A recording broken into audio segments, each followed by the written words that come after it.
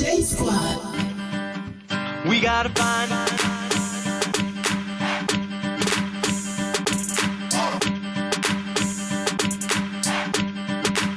what do we do? That's the first clue. Now what do we do? That's the first clue. We gotta find the program.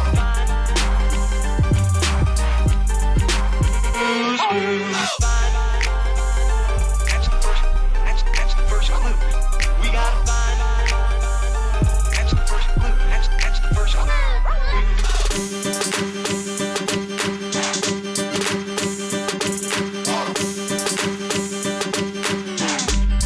Now what do we do?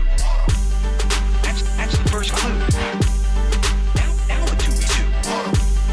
That's the first clue. We gotta find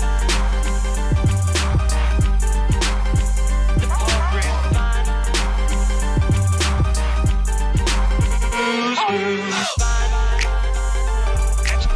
That's the first clue. We gotta find. That's the first clue. That's the first clue.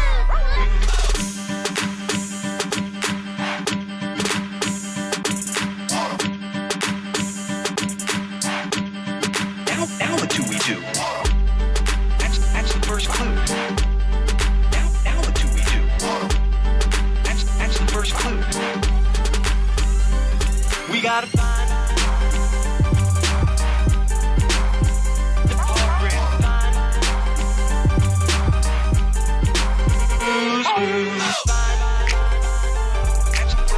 That's the first clue.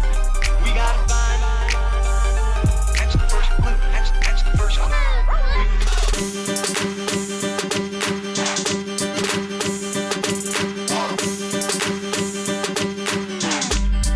Now what do we do? That's the first clue. Now what do we do? That's the first clue. We gotta find the program.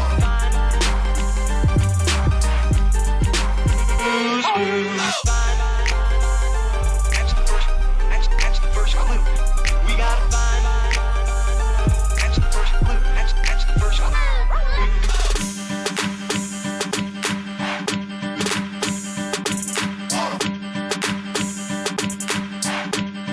Now what do we do? That's the first clue. Now what do we do? That's the first clue. We gotta find the program.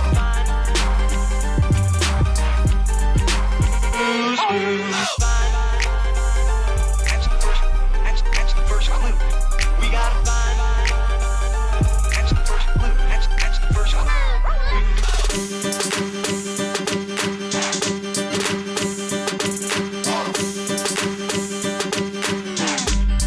Now what do we do?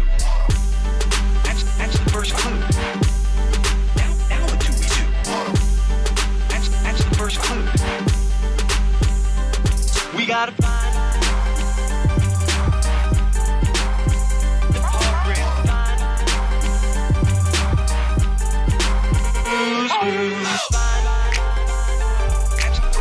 That's the first clue. We gotta find. That's the first clue. That's the first clue.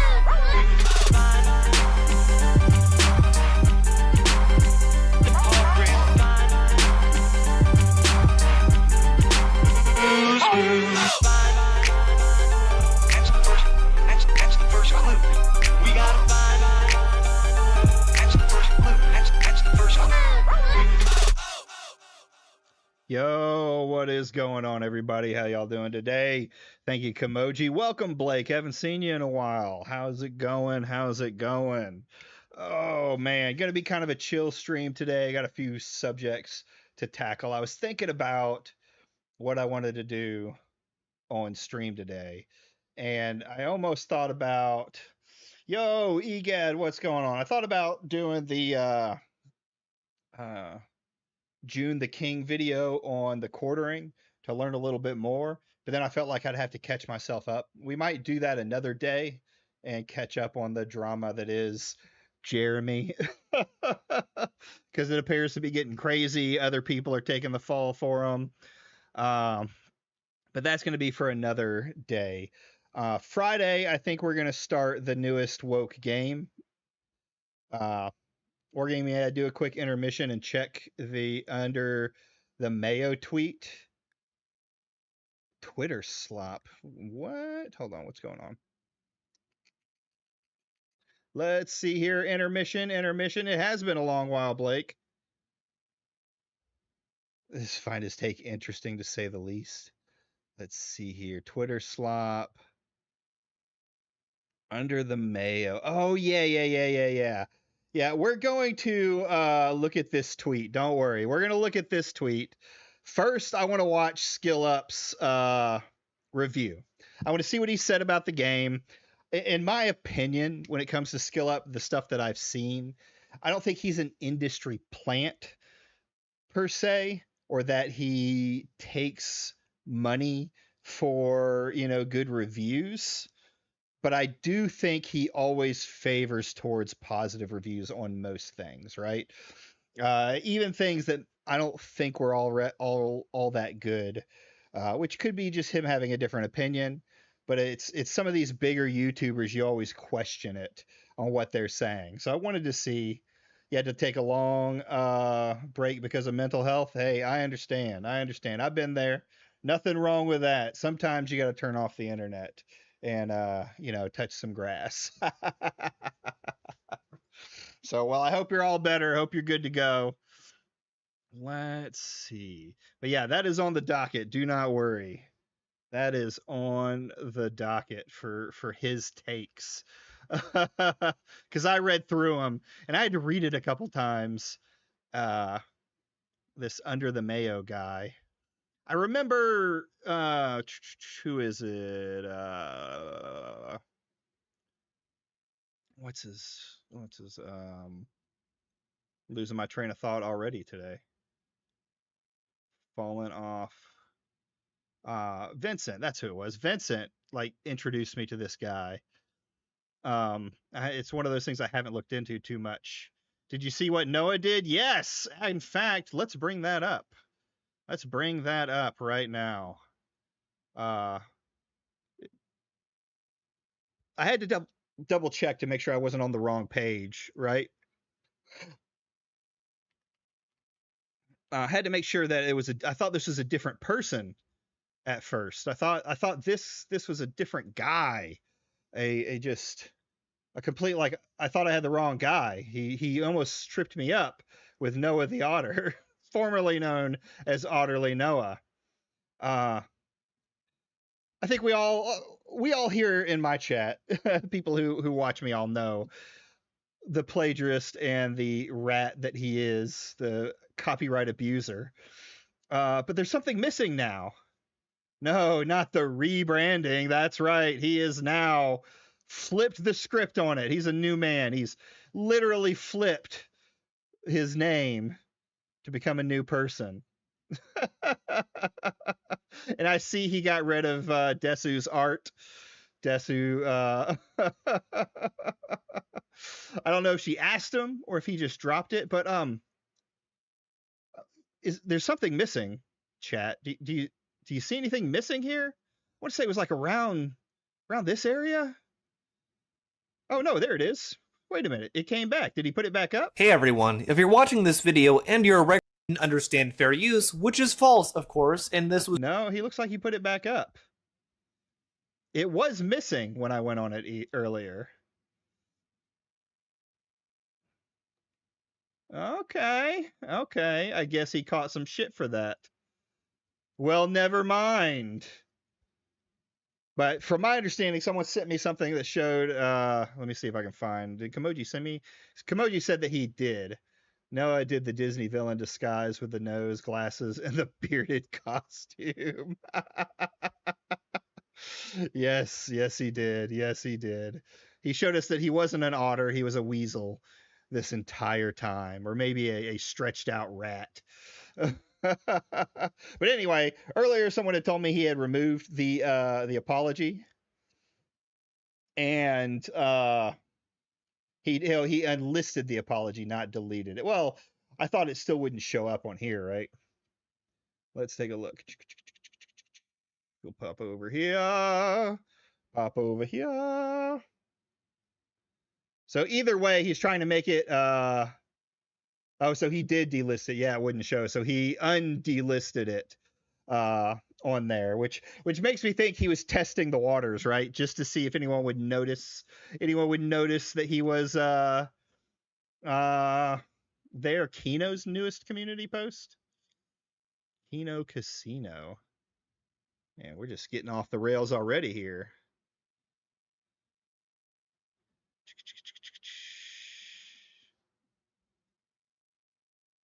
Oh, Kino Flex. Kino Flex found it then. That's probably what happened. He's got his eyes on Kino Flex. There's too many Kinos. There's too many Kinos. Kino Flex. Community. Ah, I see. Noah unlisted his apology video and has taken back his apology to me. So much for taking accountability. Wait. I guess he means just delisting it. So much for taking accountability. Looks like he relisted it. I wonder what he means by taken back his and has taken back his apology to me. What does that mean? What did he say? Is there more to this? So responsible. Look at the pics. There's one. There we go. You do not need to apologize to Kinoflix, bro. Is a complete degenerate. Oh no. What the fuck? You dirty little rat. Do you not think that people don't look at this shit now that you have shown your true self? Do you not think people look at this fucking shit? Jesus Christ. I mean, I knew he was a malicious little rat. I knew he wasn't going to fucking change.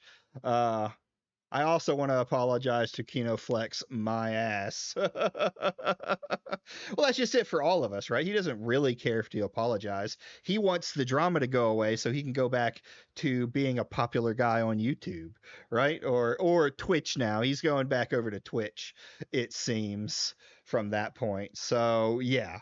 Dude's a dirty little rat. He got caught out for this too. Is he doubling down on plagiarism now too? Oh, you got something from that? Put it in the Discord. Yeah, send me those pics in the Discord, Joshua. You can do it to either directly to me, or you can head it over to oh, I don't even have this thing up. Y'all can't see it. It should be linked in the bio. I can put it in. Or Kimoji, can you put it into the chat? You're quicker at it than I am, if you're even listening. Put it in Feed the Pig. Feed the Pig. Let me see if I find it before Kimoji does. Where are we? Where are you? Where are you?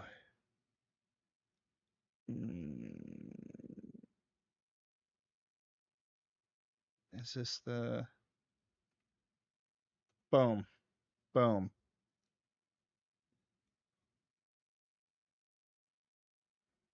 Oh, yeah. Okay, what we got here?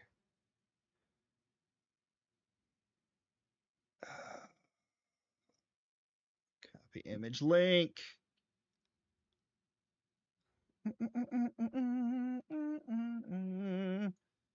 Fucking dirty little rat.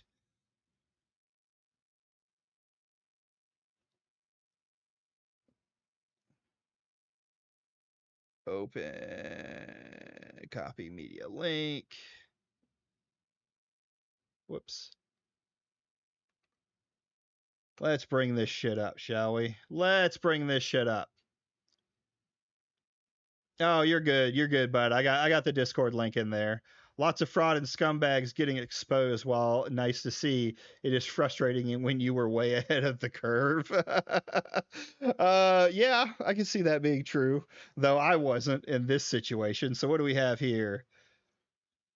At Utterly Noah, I didn't say you plagiarized Nick Andros. I said you stole his content, which, oh dear Lord fucking Jesus.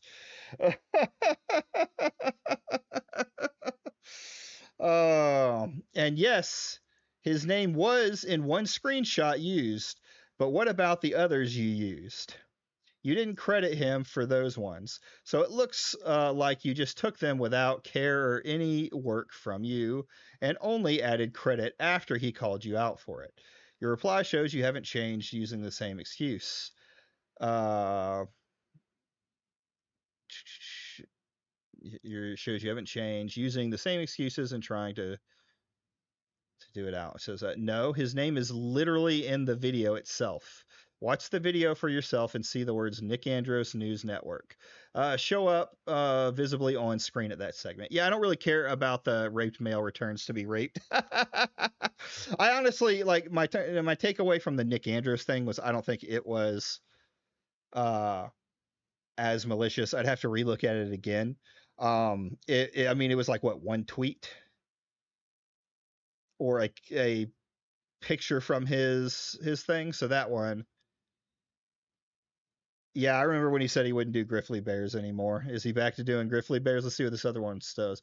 This Tim guy's going at him. You stole scripts, visuals from some people, lied about it for days. Then the evidence was way too much. You deny it. You admitted you had to sweep your friend's sweep review. Also, where's the apology to the others people you stole content?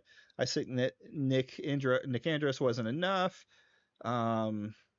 You convinced a friend to commit perjury for you, lied about it for days. Then, when your lies were exposed, you admitted it and apologized for as little of it as you could until you made the information. Yep.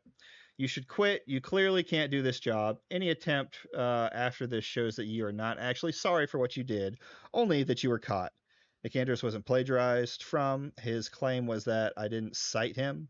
That's actually true. Screenshots of my Nuxtaku video, even though his name is quite literally shown in the screenshot. Okay. And a new one. You said you sent me another one, huh? Oh. What do we got here?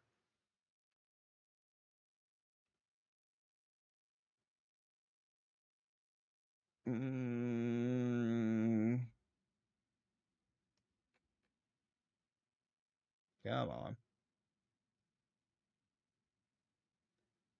Someone in Beckett servers sent this.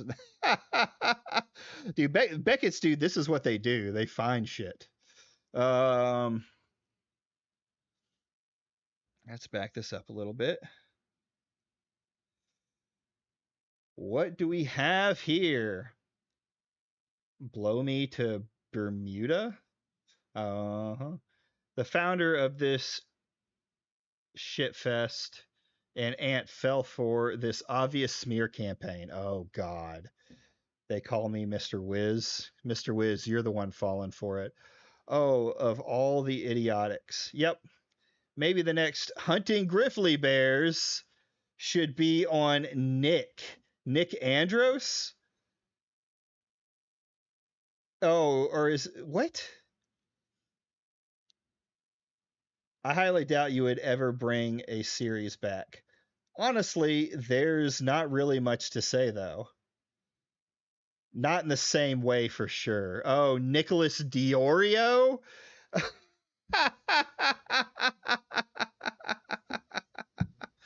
Oh, no. So he's already talking about, like, hinting at Griffly Bears. Already. Jesus, the rat. It never ends. It never ends. Well, we'll be keeping an eye out on you little fucking rat, and we'll see where it takes us. I think you missed mistitled the stream. I heard the YouTuber's name is Shill Up, not Skill Up. I mean, I don't disagree with that take. Noah has the opportunity to do the funniest thing and drag Diorio for simping with Ethan Klein. He does. He could do that. Like, there's so much to go after Diorio. Like, I've seen he's being, well, I don't know about go after, but to make fun of Diorio for or call him out for. I liked listening to Diorio for a long time. Or for a while, over the last year, we'll say, since he made his little comeback. But then he got into like the Ethan Klein shit, and it just fucking became like pathetic and sad and boring. So I really stopped listening to him. I don't think Noah has the intelligence to go after Diorio, though. Diorio would drag him through the mud. Which would still end up being the funniest thing. But I guess Nick's starting to step away from the Ethan Klein. He's trying to distance himself. Can I point something out? Sure, you can point something out, Joshua. He does talk really big on his Discord. I've said it a couple of times now to several people, especially like Simon, where Noah doesn't have the edge to go after Diorio. That's a real statement. Or I've talked to Simon even before all the negative stuff came out that I said Noah has an ego, right? He has to have his ego stroked, and when he's in his Discord, it's really easy for him to get the support he wants when he calls out being tough. But once you put him on stream, or once you put him in a position where he's got to confront somebody that doesn't agree with him, or somebody that's calling him out for being wrong, or anything like that, he folds like a wet paper bag. The moment he is in the call, he's just reduced to nothing but a lawn chair. That's true. Yes, we've seen it twice. Oh, people making the wrong criticism about Diorio stopped listening to him a while ago. Yeah. I think a lot of people, or I think quite a few people did. He got his new audience within like the Ethan Klime's realm. How long until his next controversial shit? Noah? The thing is Noah is going to be forever watched. So he's already into his next controversial shit. He's just we're going to have to wait and see. I think the only way he fucks up this bad again is if people leave him alone to believe that he's no longer like being watched, which I just don't think is going to happen. We'll see. If he makes another Griffly Bears, you know what? I'll watch it, and we'll talk about it. And we'll see how well it's plagiarized. So, anyway, welcome, boys and girls. We're going to get into the stream now. Monday, I played Mixtape. I didn't really care for it. My take is it's a game, right? It is a game. You can't deny it. And I saw a funny kind of meme that I agreed with. The guy was like an anti-woker, but it was like if Mixtape is a game, then if you believe Mixtape is a game, then you shouldn't ever talk about always putting an easy mode on something, or so it was something around those lines. And I was actually thinking about this the other day. Like, it really is. It's like, yeah, it's a game, but it's a game on absolute easy mode, and it only has easy mode, right? So, and I'm a firm believer, like, make the game you want to make it. You don't have to add an easy mode to like a Souls-like game just to talk to a wider audience who want to play it. I think Elden Ring kind of showed that on its back, that you can still make the game difficult, though there's arguments on Elden Ring being easier or harder depending on who you're talking to. Some people I've talked to in my home have said that they found Elden Ring harder than the Dark Souls games they played. But that's all, like I said, that's all in opinion, really. But yeah, I thought that was funny. So the internet has still been a shitstorm about this. No one can tell if Elden Ring is easy or hard. True. Well, there's always like stipulations on Elden Ring too. Like if you use summons, you're not actually playing the game. But if it was truly hard, it wouldn't have the mass appeal. Maybe not. I don't know what gave Elden Ring the mass appeal because it feels like it shouldn't have, right? Just based off of what it is. Maybe with the... I don't know. Maybe. I can't argue with you on that one. Boom, boom, boom. But anyways, whoops, I closed it. There we go. This is Skill Up. I mean, I think everyone knows who Skill Up is in the gaming scene one way or another, right? He makes reviews. He's usually pretty positive about his reviews. So... of course, his review is starting up a shitstorm because it's positive. And everyone's been saying how everyone is so positive about this game, that it's a plant, it's a industry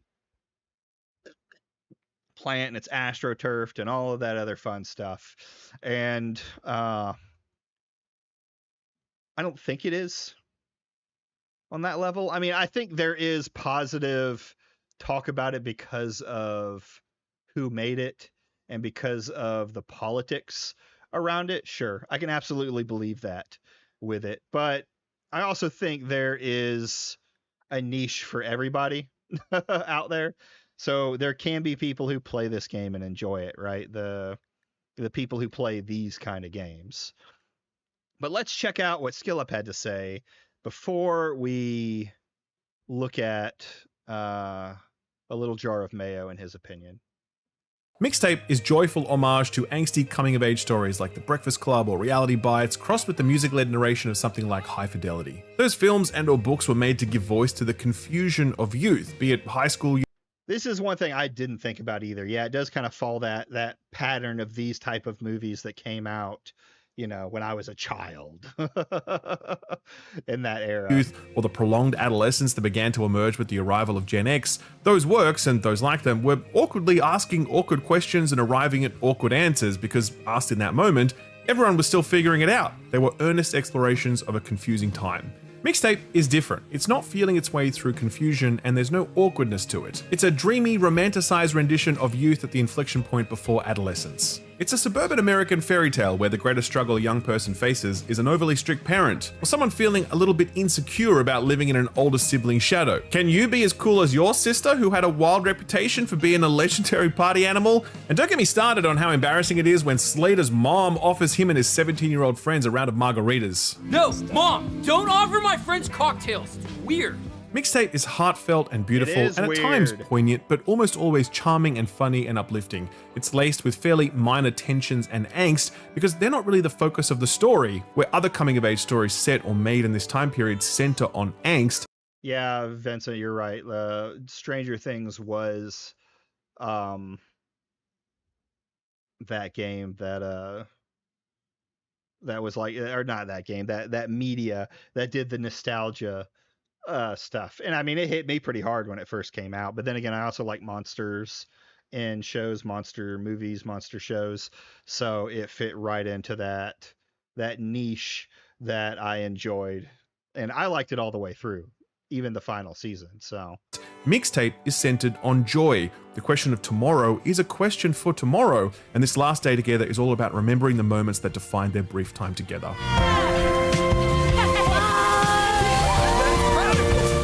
That's what Mixtape is, essentially, a collection of brief interactive vignettes with the characters remembering some big or small moment. Playing as Stacey Rockford, much of the time is spent in your room or the rooms of your two friends, Cassandra and Slater. And yes, he actually does kind of talk like that.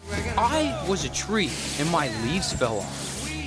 Would that be like my hair falling out or my skin falling off? While just hanging out, you'll pick through the typical sort of stuff you'd find in a teenager's bedroom. CDs, posters, clothes, Polaroids, and while many of them will only serve up a brief quip from Stacy or her buddies, some of them will trigger these flashback memories, transporting you across time and space, taking all manner of creative license in the retelling of some daring shenanigan.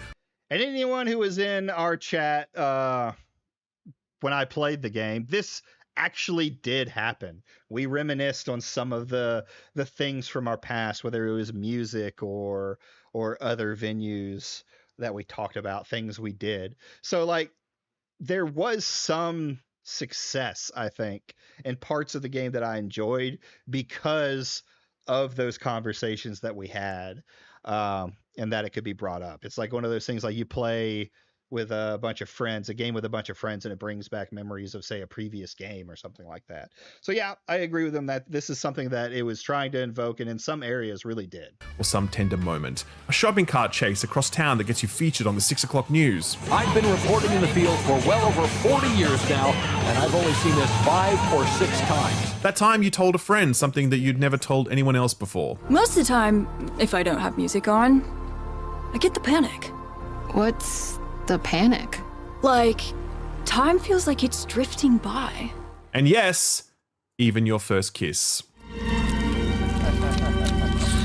Dude, people were so trying to push this as to be like something pedophilic. One, it's like super short. Two, it is very much intended to be gross because they're like the awkwardness of your first kiss with whoever from back in the day, right?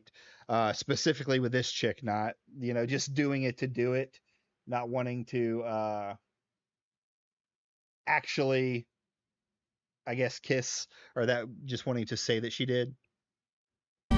This is what is so lovable about Mixtape and why it works so well. It takes moments from our teenage years and not only lets us relive them, but it makes them playable and it exaggerates them such that we're not just joyriding in a convertible, we're also conducting the fireworks with little more than finger pointing and imagination.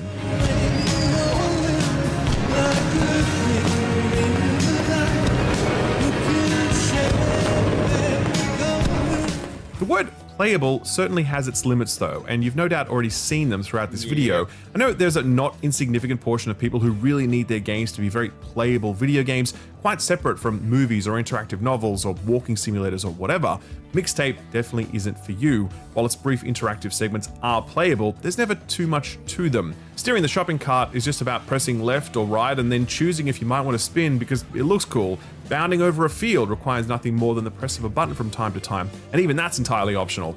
The most playable section is this one, a rock skipping section that offers up a number of different targets. You don't have to hit any of them, by the way, since doing so doesn't give you anything, but it's fun nonetheless. I shall deny I ever lived here. These sequences are all composed of a few key elements. Firstly, they look stunning. Mixtape has arrived at a clever art style that uses more photorealistic looking backgrounds running at full frame rate, and overlaid are these very stylized characters moving at this almost stop motion frame rate. It's kind of perfect both visually and thematically, since the authenticity of the environment. To me, it was too shaky. If you want to talk about a game that did like the stop motion look really well, it's South of Midnight. I thought it looked really good.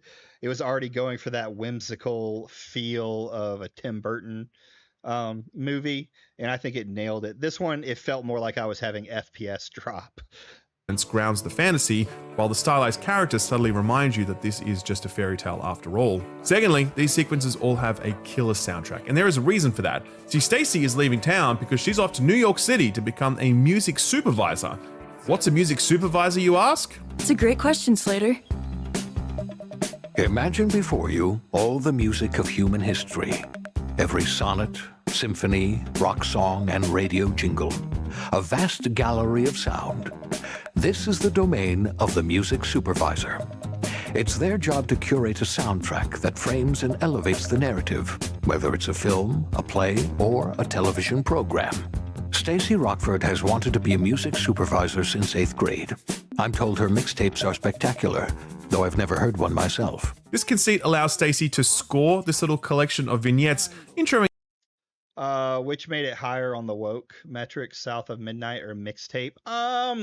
I'm gonna say South of Midnight was higher on the woke chart, while Mixtape Mixtape is mostly just like an 80s, excuse me, not 80s, a 90s to 2000s like fest of going through it. Like you can say that the main character is unlikable because she's a hater, she hates on everybody. But that just doesn't feel woke to me, just because he's a Midnight. Where South of Midnight actually got into themes that were very woke. You know, her mom being a social worker and working with other people more than her, and different things like that. So South of Midnight was definitely higher up on the woke list. During each new song like this. The next track is Just Like Honey by the Jesus and Mary Chain. A perfect bedroom hangout vibe. Might be the last time we're all in my room together. An eclectic soundtrack of over 20 licensed tracks will really leave its mark on you, to be honest. And I'm going to go on a tangent here because I don't give a fuck. Mixtape is that rare game that has the willingness and budget to utilize licensed music. I'm sure many more games would love to do it if they could, but they can't because the legal steps are too numerous and the cost too prohibitive. I think about when Mixtape is set, a time before the arrival of streaming services, when people still listened to the radio, still went to movie theaters, still rented from Blockbuster. This was the final age of the monoculture before the algorithms would divide us, not in a partisan sense, but in the sense that we're all just staying in our own lanes now, listening and watching whatever the self-reinforcing algorithm feeds us, all of it intended to conform to our taste rather than challenge. We love our slop here, guys. We love our slop here. Or expand them. I think about this past decade when content creation has exploded and podcasts have overtaken radio as the main distribution channel for the spoken word.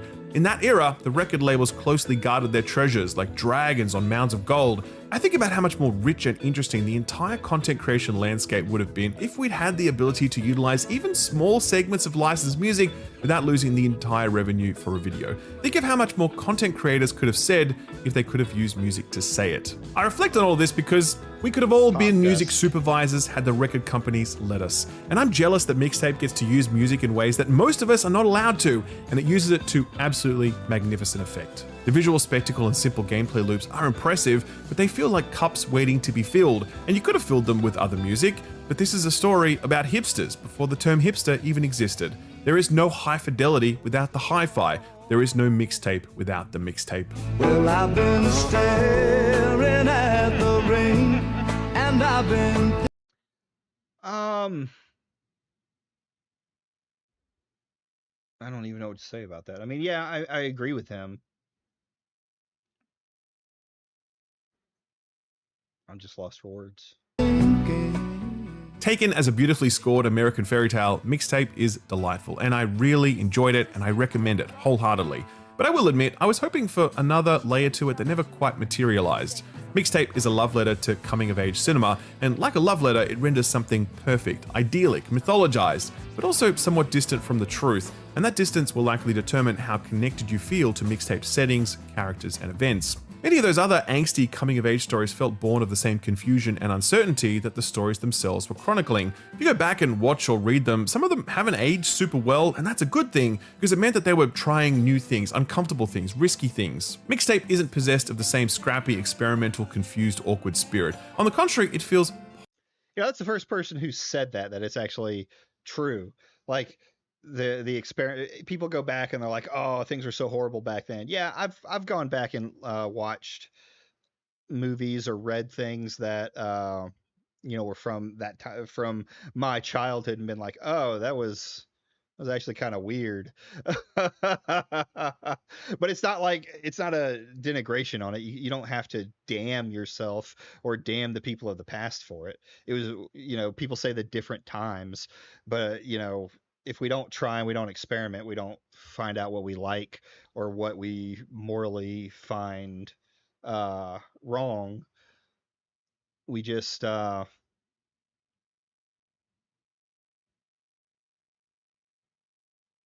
up demonizing it, I think is what we're looking for. We end up demonizing the people of the past because of the way it was, the way we did things back then. We don't look at growth. It's like going all the way back to reparations and all this other stuff, like blaming sins of the father type shit. when really we just need to look at the history of what it was. Polished, and dare I say, a little sanitized. Nostalgia adds new smoothness to memory, accentuating the positives, obscuring the negatives. Mixtape is a nostalgic remembering of youth rather than youth itself. It has about it a natural, inevitable confidence that all will be well because the people writing it are old and wise enough to know that it will be, and that's quite antithetic. I mean, it depends on what you say. For most gamers, yeah, I think they're gonna find it as bad as people say it is. It has moments that if you're from that time period, like specifically the niche of if you're from the time period that they're expressing, whether it be the music or the things that are happening on screen, it can hit that nostalgia bubble or that nostalgia itch and make you start thinking about, or if you're with friends or if you're with your chat and it's a bunch of old people, you're it brings you back and you start talking about things that you experienced back then. If you're looking for like tight gameplay, no, this is not it. You could completely not play this game and just listen to it and get the same experience. Or you can interact with, like, the interactions are there as the reason I think that they're a optional thing is to make you want to have fun playing with the game. Like in the car when they're bumping their heads, you can get into the beat of bumping your head, or banging your head to music. And same thing with like pushing the lights in a car, light on and off, something you may have done in the back seat of a car. But as for like gameplay, nah, it's not very good on any kind of gameplay. It's more of just a artsy fartsy experience. Critical to the confusion and uncertainty that some of the characters are trying to lay claim to. This glossy rendition of youth isn't accidental, by the way. I mean, the characters even reference it at certain points. Sunlight pouring in like a fucking cereal commercial. Yeah. But does Mixtape have an obligation to be heavier than this, to render? It's a slight step up from a walking sim. Yeah, that's a good way to put it. A more realistic depiction of youth? I certainly don't think it does, but I do think that Mixtape kind of wants to have its cake and eat it. It's not really a walking sim in the fact that there are parts where you'll walk from one point to another, but there's always stuff to interact with in some kind of way. It's all optional. Like, I think you could skip just about all of it for the most part. But like when you go, there's a scene where you go into a broken down amusement park and you turn on the lights, but you have this like Game Boy camera that you take pictures with. So you turn on the lights and you point the camera at your friends. You don't have to take more than the required picture, but you can go around and start taking pictures of everything if you want to, or things like that. Like it's a walking sim with some interactables in it. Too, at least a little. It wants to present its main characters as troubled without really giving them many troubles. It wants to adopt the air of angst when all the characters are already pretty clear on who they are or aren't and where they are or are not headed. As such, many of Mixtape's most impactful story threads don't land as strongly as they could have. Much of it centers on a planned road trip to LA, which won't happen now because the main character, Stacy, is leaving town tomorrow. The road trip was planned for next week, and it's never really explained why Stacy could have just delayed her departure for a week to keep her promise to her friends. True, this was always a weird plot point to me when I was going through it. Like, I didn't even kind of like I remember reading the road trip, but it didn't even click to my dumb ass that she was leaving that next day, because it never felt like they were doing anything with that tension, right? Until the end when it finally like broke. It just felt very out of sorts, out of nowhere to me. Even though the threads were there, they just weren't very noticeable. The main story threads about unrequited affection also remain unresolved, and not in a deliberate way, since these coming-of-age stories often revel in the significance of the half-said goodbye. More about Mixtape not knowing how to land the sort of jab that leaves you yearning for the knockout punch that never comes. As much as I enjoyed Mixtape, I do think about what it might have been had it been willing to let its characters hurt a little more and let that pain remain even as the credits rolled. I also think about what Mixtape might have been able to say as a text in dialogue with its inspirations. The awkward unanswered questions of that era are now fully answered, since the film studies student probably got a job in IT sales, and where kids back then were hoping to get jobs as music supervisors, they're now probably hoping to become TikTok influencers. Does an era obsessed with never selling out look wise or naive in this modern era, where the term selling out is so thoroughly vanquished that this is probably the first time you've heard it in over a decade? I'm left wondering this. At 17, Stacey is aloof, judgmental, arrogant. Her worldview is completely impenetrable because nothing has tried to pierce it. But she's also kind and curious and earnest, and I suspect her youthful arrogance and bravado will naturally give way to a wisdom and humility that comes with age. My question then is this: would Stacey have liked Mixtape? I suspect 17-year-old Stacey wouldn't have. I expect she'd turn up her nose at it, dismissing its dreamy, idealized quality as trite, and no matter how good the soundtrack is, I'm sure she imagines she could have curated a better one. But that older Stacey, I think she'd get it. I think she'd appreciate this historical tourism and laugh at herself a little, since it all seemed so important back then, but none of it really was. I think she'd appreciate these cherry-picked memories reimagined with exaggerated beauty and heroism. 17-year-old Stacey lived on the B-side, but as you get older, you're more than happy with a remastered greatest hits compilation. And that's what Mixtape is, and it's great, and I recommend it. Okay. So there it is, his take of it. I think there's things he really didn't like look into in the story that I think were kind of a problem with it, like the situation between the girl and her father, who is the cop, and the way they did the overbearingness and then just had him like bow down out of nowhere for it. It was awkward. It felt overdone. It felt very, very woke, we'll say. Did he go over the awkward tongue scene? Very vaguely on it. But it was basically him just saying it's the awkwardness of kissing, right? So anyway, this is Shillup's take, we'll say. There was someone who didn't like this take. Woke coded.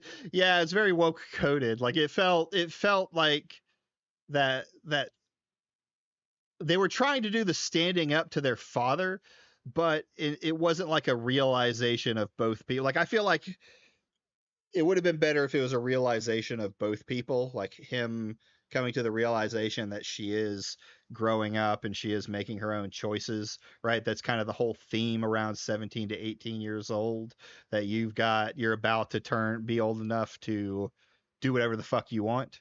Where parents a lot of time aren't ready to let go, right? The mama bird and papa bird don't want to let you out of the nest kind of deal. And the way they did it was just like, oh, he bows down out of weakness because he was being overbearing, not he comes to the realization as a father or stepfather. They only barely mentioned that he was a stepfather once, and she still called him dad, so I don't even know why they chose stepfather for it. So I drop a short sample under the Mayo criticism that seems decent on the skim in the Discord. Okay, let's see here.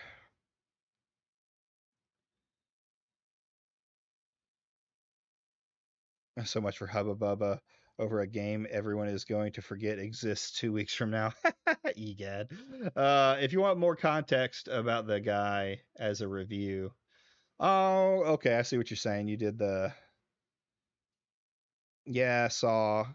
But Under the Mayo isn't one to talk, given how much a triggered Doom shill he is. Oh, yeah, that's what we were watching. Doom is what he was so mad about. Oh, so anyways, this is Under the Mayo, and I guess he didn't like that Skill Up liked Mixtape. Or not so much that he didn't like it. He had a very specific take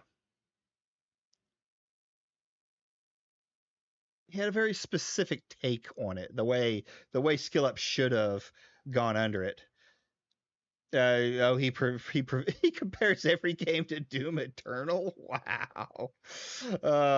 Have you seen the Mayo's God of War review? No, that may be something to watch. He is the reviewer of all time for sure. So here he is. Here. He says, "This is such an unforced error. Take it from a guy who's made several of them." I don't know what he means by unforced error. Like, the comment section is absolutely brutal. Yeah, most comment sections kind of are nowadays. I don't know why you wouldn't notice how much people are trashing this game for its fake gameplay and then days later upload this. Why say anything? So what you're saying, Mayo, what you're saying, and we'll get into the rest of it because I know there's more, is that since this game is getting trashed on, Skill Up shouldn't give his opinion. The dislikes is 100% inaccurate on it. The sites that use this, the dislike sites, don't have any kind of connection to YouTube whatsoever. There's no API you can get that'll give you access to the like to dislike ratio. Mayo is getting turbo raped in the replies and quotes. We'll go through it. So basically what you're saying is since it's getting trashed, Skill Up, a reviewer, should not have reviewed the game if he had a positive opinion on it. Like, what do you mean? Why would you say anything? That's what he does, is game reviews. So are you saying that if you liked the game, Mayo, if you liked a game, say Doom Eternal came out and it was an absolute like train wreck, people were just dogging it in the game or in the comments and on Twitter, that you would not make your review on the game because you liked it? Like, really?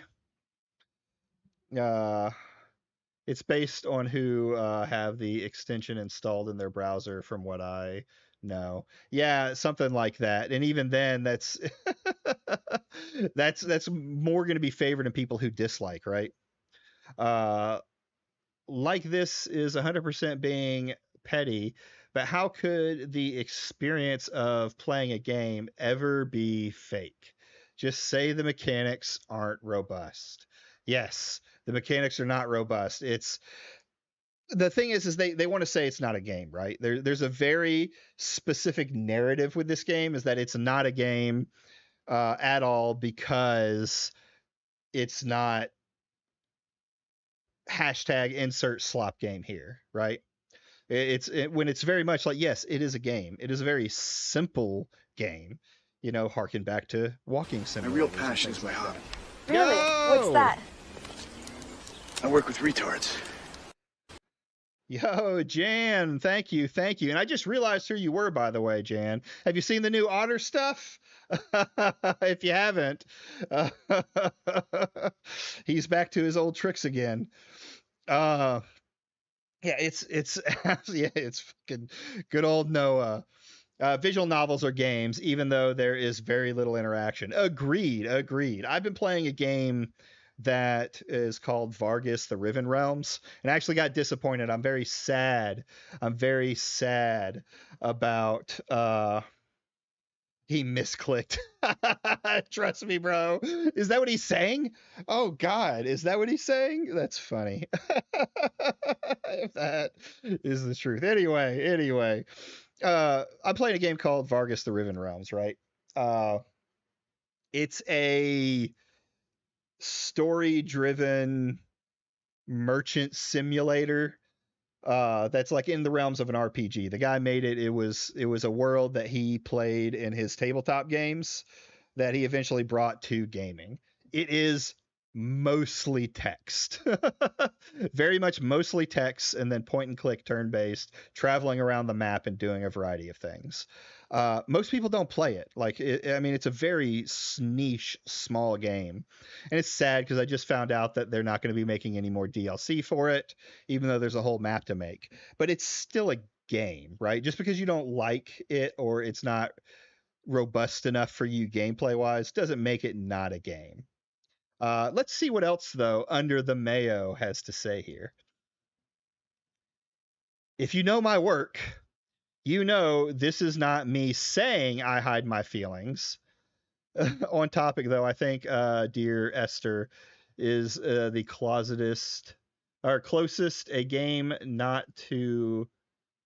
got to not being a game in like a meaningful sense, more of an interactive installations. Yeah. Okay, I see what you're trying to say. I fucked up all that reading. Yeah, I agree. If you wanted to go into like this makes some walking simulators feel more interactive because you at least have to walk in the walking simulator, right? But yeah, I agree. I feel like they could have made the game more likable, more enjoyable if they added some kind of fail state to the game in some way that you had to start over. Like really go with that rewind element, but I think they didn't want to interrupt the music as much as possible. I don't know. If you know my work, you know this is not me saying I hide my feelings. You're saying he should though. Or that others should, but you just said that he should right here. But I quite regularly inflame, and I'm not careful about it. Skill Up, I figured, would be more concerned about turning away a bunch of viewers. Guess not. That's fine. Well, I mean, okay. If you're going to have a reputation as a review channel, right? That's what you're going to do. You're going to review games. Your reputation can't be, I just say what everyone else says, because then no one's going to go to you anymore. They want your opinion on it. And if you say to your audience, hey, I'm not making a video on this game because it got a bunch of negative attention and I feel like that might hit my bottom line, you're basically going to lose your audience anyway, because no one wants to listen to the guy who's not willing to speak his mind. Is he going to lose viewers over this? I don't think so. Maybe if there's any woke guys left, but I mean, I guess who cares? People come and go all the time. But yeah, his channel lives and dies by his reputation. And sullying his reputation by saying, I'm not going to talk about this game because I like it and everyone else doesn't is not a good idea. So why is Under the Mayo talking about Skill Up? Because he made a positive review of Mixtape. And his view is that he should have just not said anything, though it's okay for him to say anything, even though, you know, people are going to be mean about him and he probably shouldn't have said anything because it might hurt his channel. Oh God, Max memes. That's if you're going to say is what he said. Why say it? Whatever. Why be honest about enjoying a game? That's called ethical journalism. Yes, because it's controversial and he likes it. That's Mayo's take on it, is because it's controversial and you like it, you shouldn't talk about it because it might hit your bottom line. Why post the same comment twice? What? Stupid ass unenforced error posting this. So you're saying that he should fake his opinion to please the angry Twitter mob, even with a handful of obvious review bombs repeating Twitter critiques, nearly word for word with OFC's the real negative ones, which are totally fair. The game is sitting at a 90% positive review on Steam. I never said that. You never even lied about your opinion in this business. So you're saying that he should fake his opinion to please the... No, Okay, he's right. He didn't lie about it. He just misspoke. You say he shouldn't talk about it at all because he has a positive opinion about it. He should just let it slide that he likes the game so he doesn't get negative attention for it. That's what he's saying. On the net, just having a take about a hot topic is probably better than just not saying anything. That is true. You end up having to take a side one way or another on something. Especially when you talk about specific things. Like this game is a hot topic online.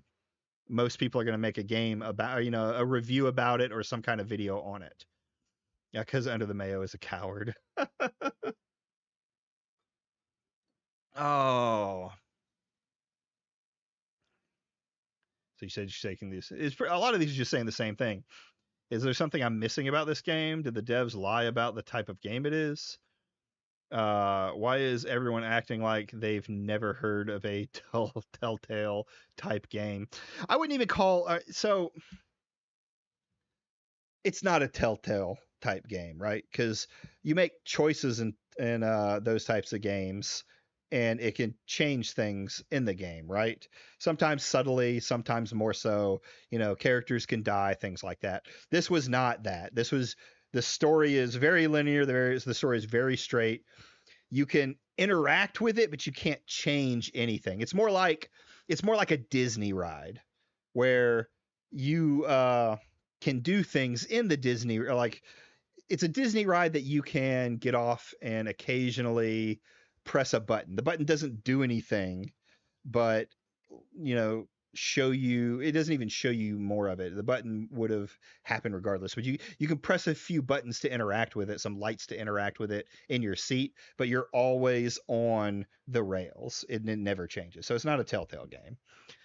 From what I know, Telltale actually has consequences, right? Yeah. So that's what he's saying. If by fail state we mean a game over than Kirby's Yarn has no fail state and therefore is not a game. Kirby's Epic Yarn has no fail state. I would prefer there to be one, but it doesn't make it not a game, right? Even something like, oh well, what's his face's fucking retarded little copy and paste Flash game, Yorch. It's a game, right? And there may not be any fail state in that game. But yeah, it still makes it a game. But being able to, I think what would make it the difference between a game and a movie is the ability to interact with it. And you can interact with this game very clearly, right? Many games don't have explicit fail states or present you with the option to play without fail states. Yeah, true. Very true.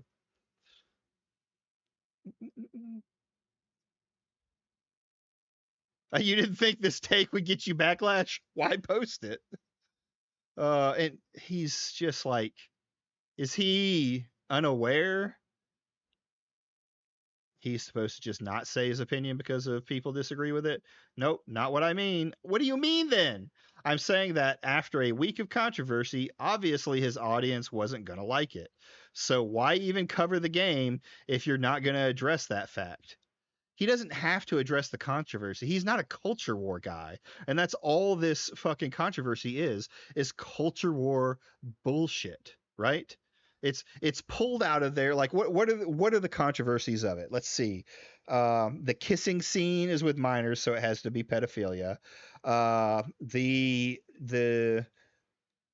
The lady who made the game and who owns the dev team is a nepo baby.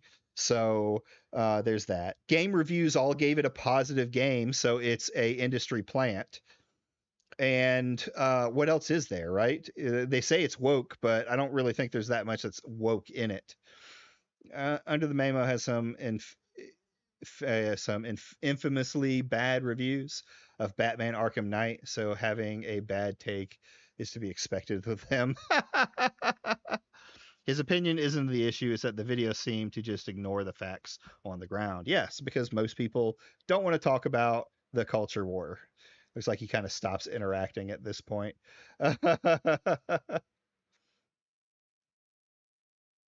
And if that's how the video is going to be, then why publish it? This is basically, you have to talk about the culture war. You have to talk about the culture war. Why didn't you talk about the culture war in your video about the video game? You could just talk about the game. That's how it works. That's what most people would say to do. Like, if you're going to talk about the game being bad, you should play the game to see if it is that bad, right? And give your honest opinion on it. I can at least give credit to someone like Kada for actually playing the game.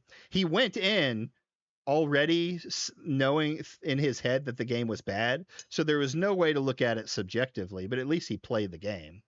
I think you can point to the scene as being questionable without calling the game and seeing pedophilic. I think that's fine. Well, here's the thing that, I sat down and I thought about that scene for a while. And if you're going to call that scene even questionable, then you have to go back into every single piece of media that has minors kissing, which is like every Disney princess movie, every, teen movie that came out there, and every time that someone in there that's a minor kisses, you got to think that's questionable, right? I think back to like Boy Meets World was one of my favorite shows growing up, but they're all minors through most of the video. So was I, but they're going through high school and doing things that people would do in high school. From that point, like you would have to go back and think of it that way. Now, if it was like even an insinuated sex scene, I would maybe have more of a problem with it. I would definitely have more of a problem with it. But just like them trying to show the awkwardness of kissing doesn't feel the same way to me, right? Especially when there's so much other media that these guys would tout as being good, and it clearly does what they say it's doing here. To further that, you can also just review the game honestly without talking about how there's a controversy. I think it's weird it got a 10 out of 10, but like it isn't pertinent to the review. Yeah, none of the culture war stuff matters if you're doing a review. In fact, if in my opinion, especially if you're doing reviews, all of that should be out of your head. You should absolutely you should absolutely push all of that stuff out of the way, and it should be your unbiased opinion. Like, you should not go into a game having watched someone else's opinion on the game, right? Like, Skill Up shouldn't go watch some other reviewer's content and then be like, okay, I'm ready to play the game and review it now. I even try and do it like on my channel from a content creator's perspective. If I'm going to talk about a video, I don't watch anyone else who's already talked about that video, right? I want it to be my opinion, whether it's fully retarded or fully not. Movies and TVs have been showing minors kissing for decades and was never a problem. Why is Mixtape? Is it? I see what you're saying, Giga, where you're talking about like it's inside their mouth when they kissed, but it's almost like using an element of body horror to make the scene feel more awkward, right? Like when that scene came up and I was able to move the tongues, it was jarring even for an adult like me, and I've been kissing women for a long time. So it's what they're trying to push it towards is feeling weird about that being like pedo stuff, but it's supposed to feel weird. They're trying to make you feel weird about it the same way that girl's first kiss feels weird about it, right? People will leave negative reviews based on outside factors and have nothing to do with the creative work. Yes, I know Simon knows this all too well, and I've seen some of Simon's reviews that have come in.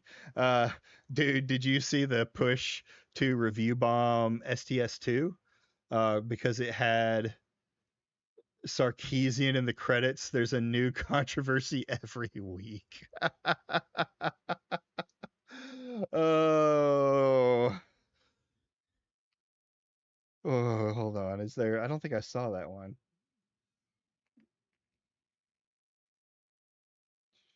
Oh yeah. I'm sorry, Slay the Spire too. Why didn't I really know what that was? Yeah, and it's in fact, I think it even got a boost in views.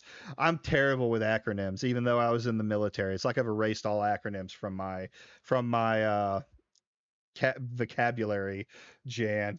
It's like it's forced. These are all forced. Like I could see Mixtape being a more, in the anti-woke perspective, natural drama to their side, but then like I can't imagine being a person. I can't imagine being a person that gave Slay the Spires a to like the good game. This is the game that's saving gaming, and then completely turn around after I enjoyed that game and say it's woke garbage, blah blah blah blah blah.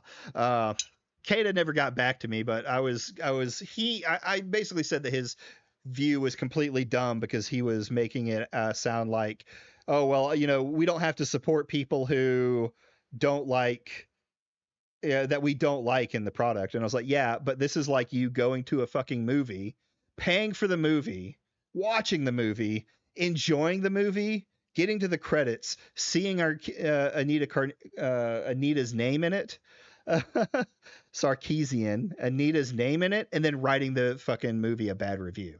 Right? That's the level of intelligence that we're showing with here. I loved that movie, but Anita's in it. Bad review. I'm changing gaming.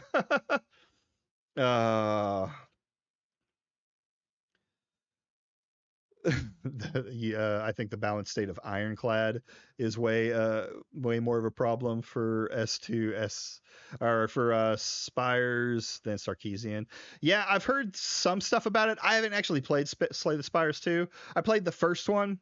Card games never tend to be one of my favorite venues to get into gaming. When I'm one of my favorite genres.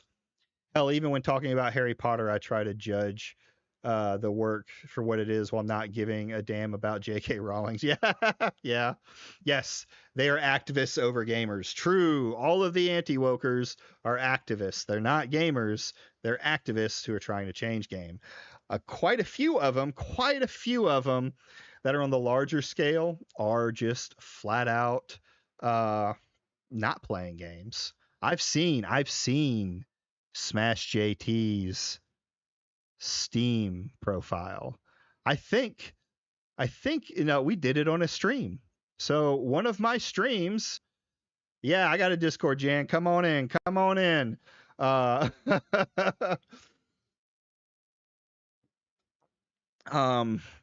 know,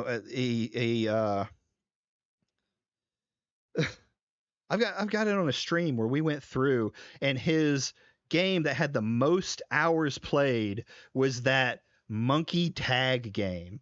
I don't remember what it was called, but that was the one that had the most hours played. The only other game that was like a game was Stellar Blade that he played on stream, showing that that's the medium he seems to like to use, or at least it's where he got the copy of it from. Everything else was dead. I think my RimWorld time had more time than his entire fucking library.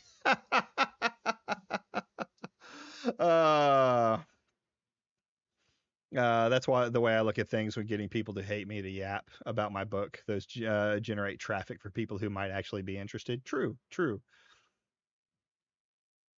Most of them review games they never even played. True. And I think that's a big problem. That's one of the big problems with it, is they don't actually review the games, right?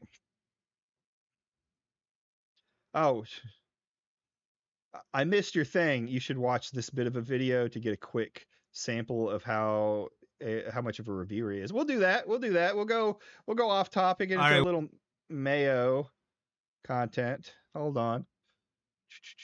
Beware. What am I be wearing, Vince?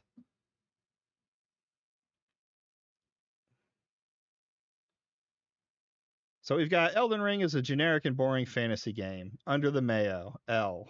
Hey, what's going on, everybody? Today we're going to be talking about a bozo called Under the Mayo. Now, I used to watch this guy a lot around the time Doom Eternal came out because he actually made really good videos. And the reason I stopped watching him was just because I stopped playing Doom so much. You know, I moved on to other games, but also partly because the clown was starting to seep out of Mayo. Like, he started making videos on other games and they would pop up in my recommended. So, you know, I click them, I watch them, and usually they were pretty fucking shit. Like, he has this list of things that a game needs, and if one of them is not there, then he'll just claim, oh yeah, the game wasn't interesting. And you know, that's completely fair, but the thing with Mayo is that he literally won't even try to play the game right. Like, if you look at his gameplay on the Dying Light video or the Ultra Kill video, he's playing like complete fucking shit. It literally looks like he's never touched the game in his fucking life. He looks like a fucking IGN employee, and his massive ego started to show too. Like, one thing I just want to point out really quick from his Dying Light video are his points on the crafting system to just kind of show you how far his head is up his own ass. And they're replenished by crafting, which I really wasn't in the mood for. Yeah, it makes sense for the survival. Yes, it sounds like he plays like DSP Gaming or Smash JT or fucking Vara Dark. To be fair, Elden Ring is my white whale. I will say this: I am not a Souls-like player. I haven't bought Elden Ring. I've watched a lot of content on it. I've watched my brother-in-law play it. He likes the Dark Souls content. And I just know I'm not good at it. I picked up like Dark Souls one day, played it, got through the first boss that you're supposed to get through, and then I went a little bit further, ran into another boss, kept getting my ass handed to me, and I was like, this game is just not for me. I am not I am not this guy. Give me my spreadsheet simulators.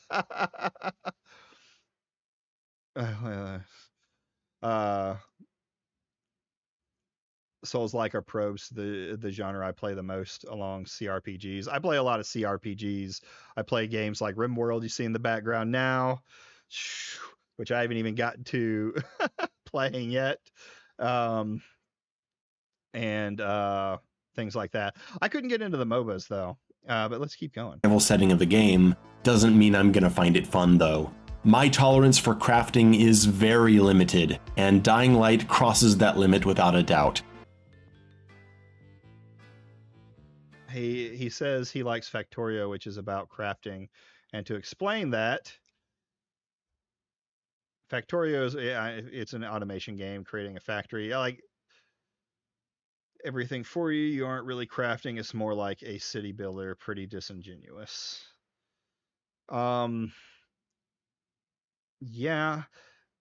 Here's the thing though, if you're gonna do what he's doing when you do like reviews, I do think one thing that you have to be able to put down, like him talking about the crafting and the Dying Light, he just says, I don't like crafting, so that's why I don't like this game. I get that, but if you're gonna try and do a review, I think there should be an amount of sterilization to it. And you should talk about, like, I'm not a fan of crafting materials, but here's how theirs compare to others that I have played, or something like that. But then again, you know.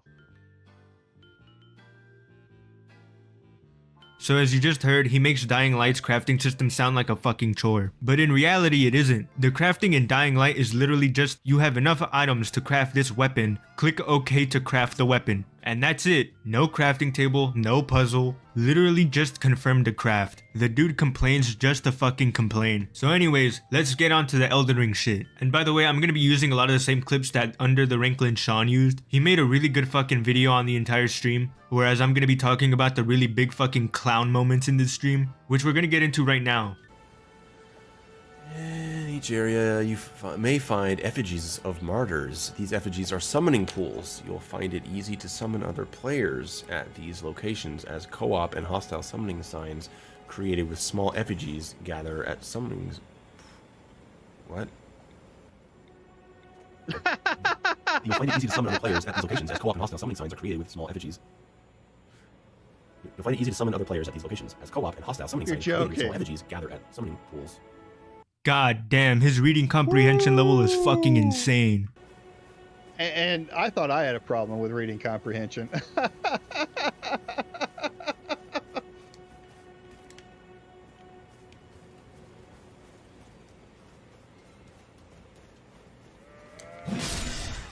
Well, that sums up Mayo's gameplay. Ignore really fucking obvious shit right in front of you to do some other bullshit. No wonder you think this game is boring. And I'm not trying to change your mind. If you think the game's boring, fair enough. But at least fucking try.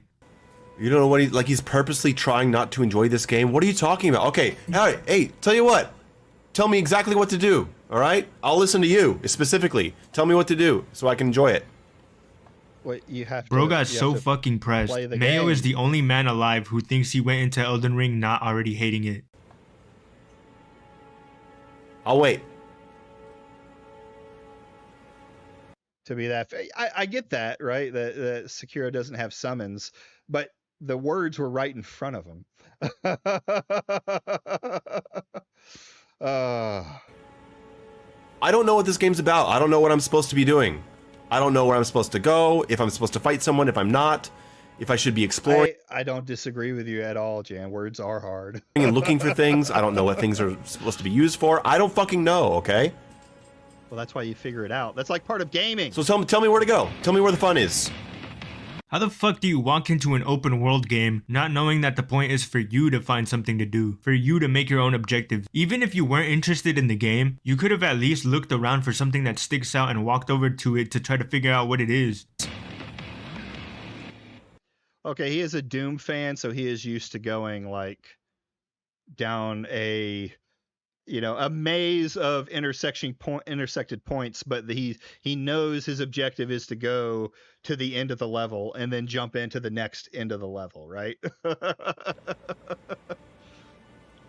Exploring. I am exploring. I've been picking up fucking plants. Go find something to kill. I'm picking up plants. I killed some animals. Here, look, I picked up another plant. Ooh, a misogynist. Jesus I like that. Christ. That smoke we're keeping you. That's all this game is to Mayo. It's kinda sad he's missing out. Something that Mayo complains a lot about is the camera. And yeah, the camera can be a little annoying sometimes, but Mayo just straight up plays like an old man.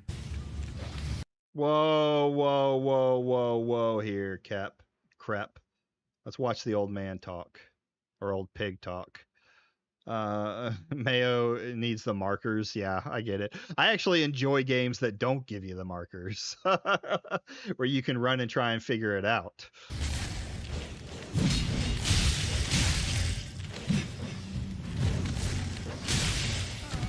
Oh, this camera is. Now I will admit those with some of those games that don't have markers, which just kind of like go out and find the story. I can get stuck, like not understanding really what to do. It's gonna drive me insane.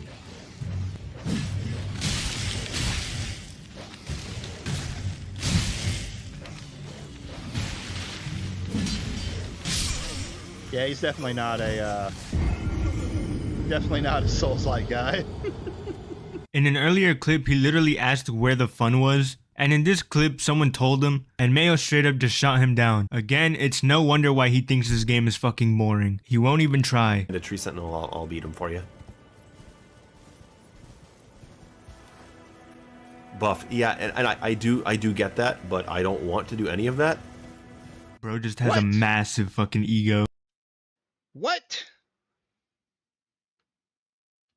Like, I don't want to do the things in the game.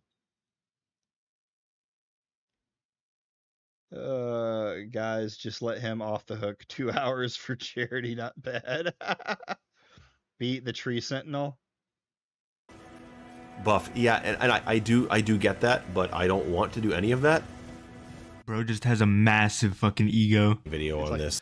I don't want to go fight the things in the game that are in the game. I don't want to do what the game requires me to do. Well, it's not Doom. I'm a contradiction-filled person. You enjoy discovery in games and not being handheld, but you also don't enjoy the lack of hand-holding, waypointing in from software games. No, I already talked about this in one of my last videos. This is not about a contradiction. I enjoy discovery and exploration in limited amounts. You take a Resident Evil game and you're in the one map, you have to figure out that one map. That's great. I love that. I love a puzzle-like map. What I don't like is a puzzle-like world. I love an inventory of 8. Now I'll say Sekiro is a pretty good camera. I have played that. I got as far as I could get. And then I put it down and had a break. I probably played that one farther than I've played any of them. And I don't even I got to the castle on fire and a little ways past it, and then I was like, I'm done. Things that I have to deal with. What I don't love is inventories full of like hundreds of different kinds of shit that I have to look at, and then a list of fucking 15 stats that I have to study. I don't like that. Oh, good point, Jan. Good point. Wait, but Elden Ring was beloved, and given a bad review would cause bad reception for the audience. Why did you make this video? Mayo, you have to answer for this. You know, I understand why the world may seem like a puzzle, to you at least, because you don't fucking try. But to everybody else who does explore and walk down the main road, Mayo just thinks no one ever should go against the grind. clears dungeons, and searches through the villages scattered around the world, it's not. And you wanna know why? Because the game will reward you with the location of key items. Also, I just love the fact that he mentioned he doesn't like games where your inventory will get filled with hundreds of items, but he doesn't actually have anything in his inventory. Mayo, go to... dude, everyone's telling me to do something different. Then pick one. How about you guys decide? This guy gets fucking decision paralysis. He has like a really bad ADHD and decision paralysis. On something I should do right now. Bruh, you're the one playing the fucking game. Just fucking choose something. And honestly, the chat is making the game even more boring. Instead of going out and having the satisfaction of finding something cool yourself, you ask chat to just tell you what to do. The whole point of this game being open world is that you can go around and make decisions. One day in the future, Mayo will come back. No. I will be uninstalling this as soon as I finish the stream, and I will never play this again. And I'll never play another From Software game. Not after Dark Souls 1, Sekiro, and this. I'm done. I'm done with anything they put out. So, so he just came to the conclusion that FromSoft games are not for him. It only took him 3 times. Mate, you can end the stream now. Mayo, actually.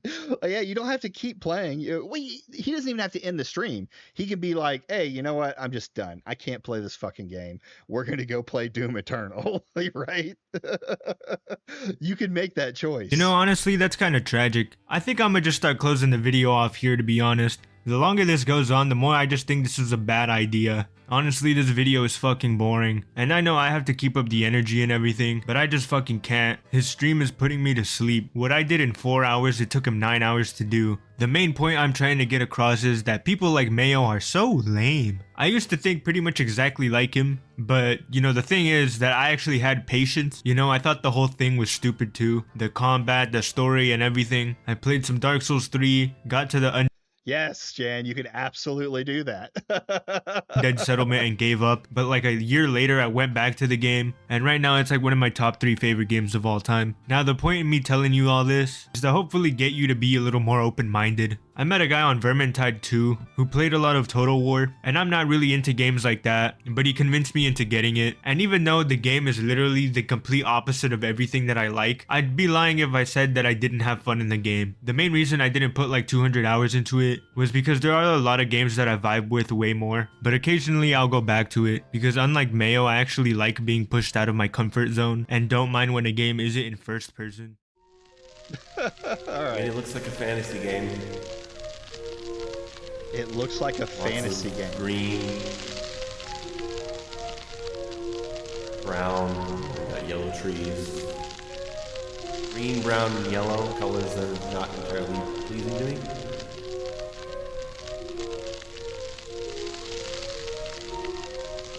Yeah.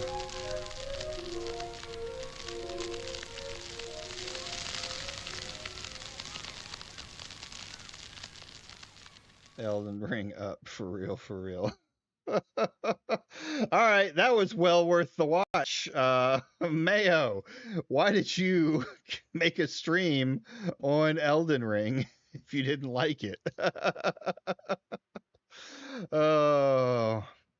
Yeah, I got filtered out of Dark Souls pretty quickly.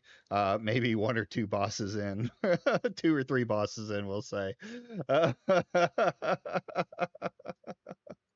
So that's that mixtape review.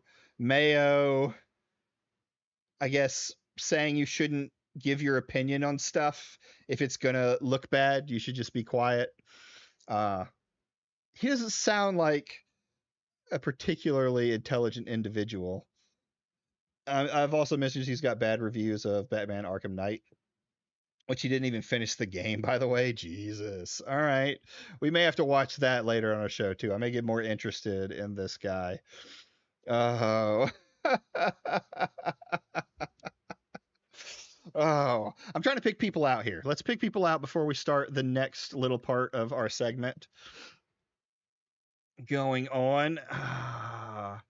We've got Beck Smoke. I'm picking him only because he's a misogynist. And that's a good start.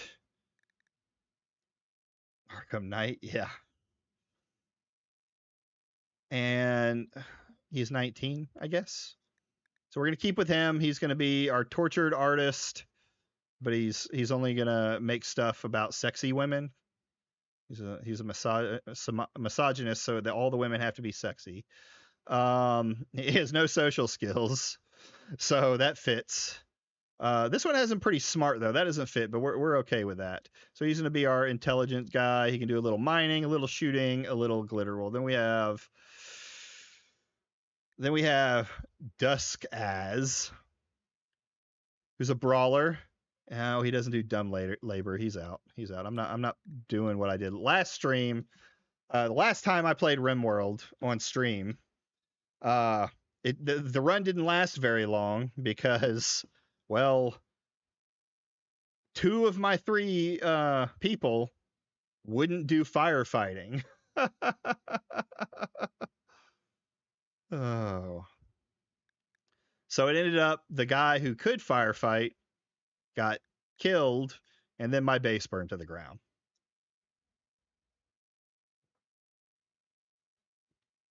There's a lot of videos about Mayo's Arkham, so it's that infamous, right? That's pretty interesting. Oh man. People think that like really doing reviews is easy. You just talk about like you liking the game. Oh, God of War being. Oh no, it wasn't that God of War is woke, is it? This one's not bad. Nudist. Nope. No nudists.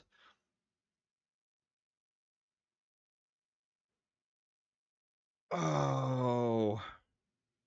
No, it's dumber than that actually.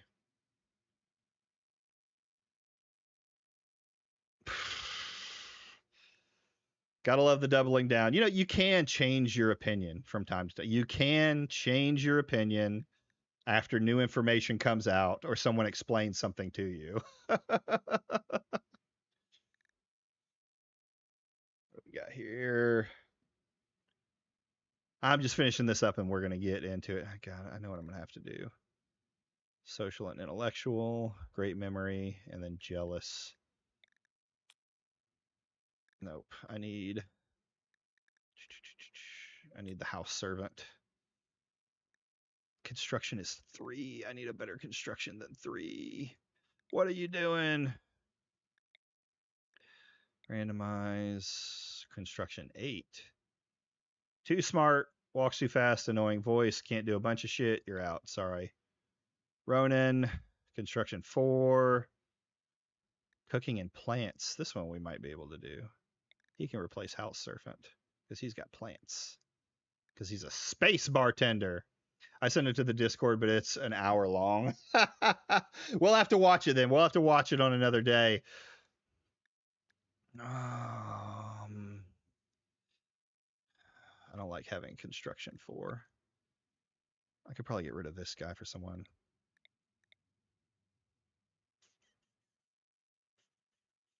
Because he doesn't have any. Slow learner, nimble. Oh, Bug has the better construction. So we got to get rid of Bug. Bug's got to go. Gloom, you're going down to the bottom. We're going to find somebody else. What do I need?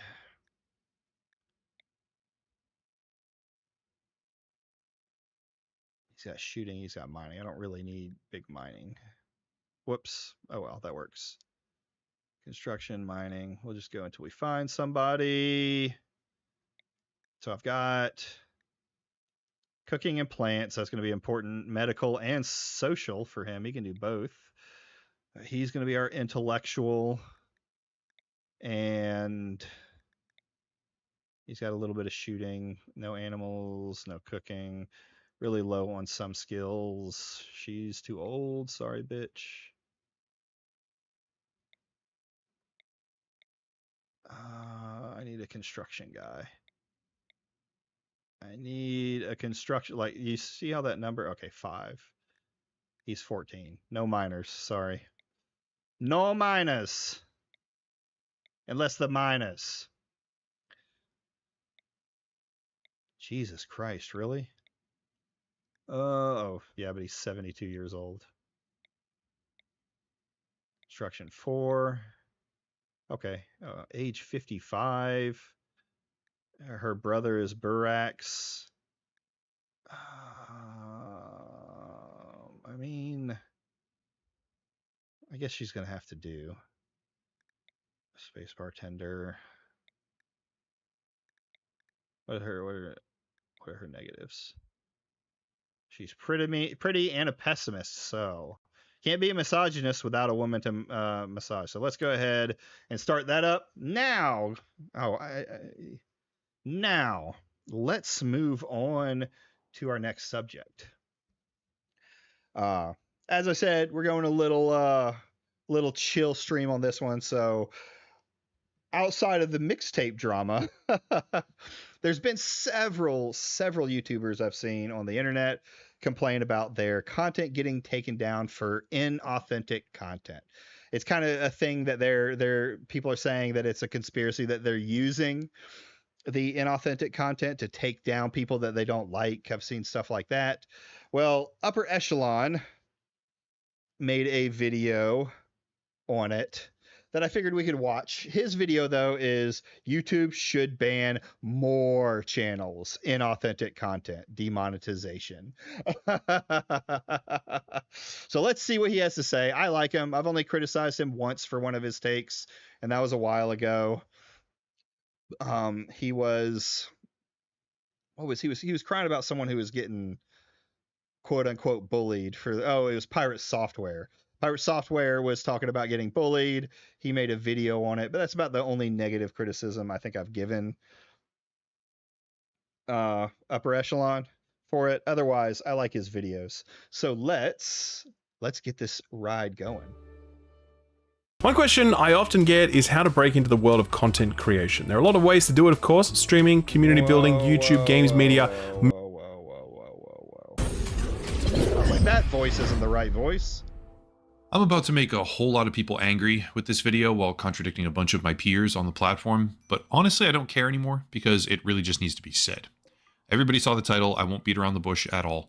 YouTube needs to be banning even more channels compared to what it's doing right now. And the fact that so many regular people... What a take. What a take. Fun connection fact. Under the Mayo has a video on Upper Echelon's Doom video. No way. I saw this video earlier and I hate that video. This video you hate, Giga? Well, let's see what he says. I could agree or not agree with him. Especially an otter I know. Fair enough. People and even fellow creators on the platform are getting angry about all of this is genuinely baffling to me. Here's the context. Every so often, I'm not even going to say commonly, once in a while, YouTube actually does something to genuinely make the platform better. A great example would be the copyright system, which is far from perfect, mind you, but allows fraudulent claims to be disputed by the creator, then requiring a legitimate legal action to be brought against them, or the claim gets force dropped after a certain period of time. It has flaws, yes, but the system that YouTube employs right now, in terms of copyright, is light years better than it used to be. because sometimes they legitimately do something for the genuine benefit of the ecosystem. That's what we're talking about today. An imperfect, largely imperfect, but genuine. I think I know where he's going with this. So he's going to be talking about the actual inauthentic channels that are getting taken down. And I feel like he's okay with it taking down channels that aren't inauthentic, that are actually like from creators who are making their own content. But let's see. Genuine decision to make the. I mean, if that's the case, I don't really completely agree with him on that. This is just me prefacing with my idea.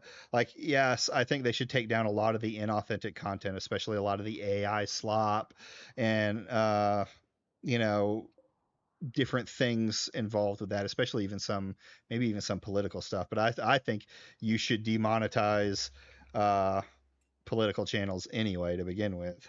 Ecosystem better, or at least try to.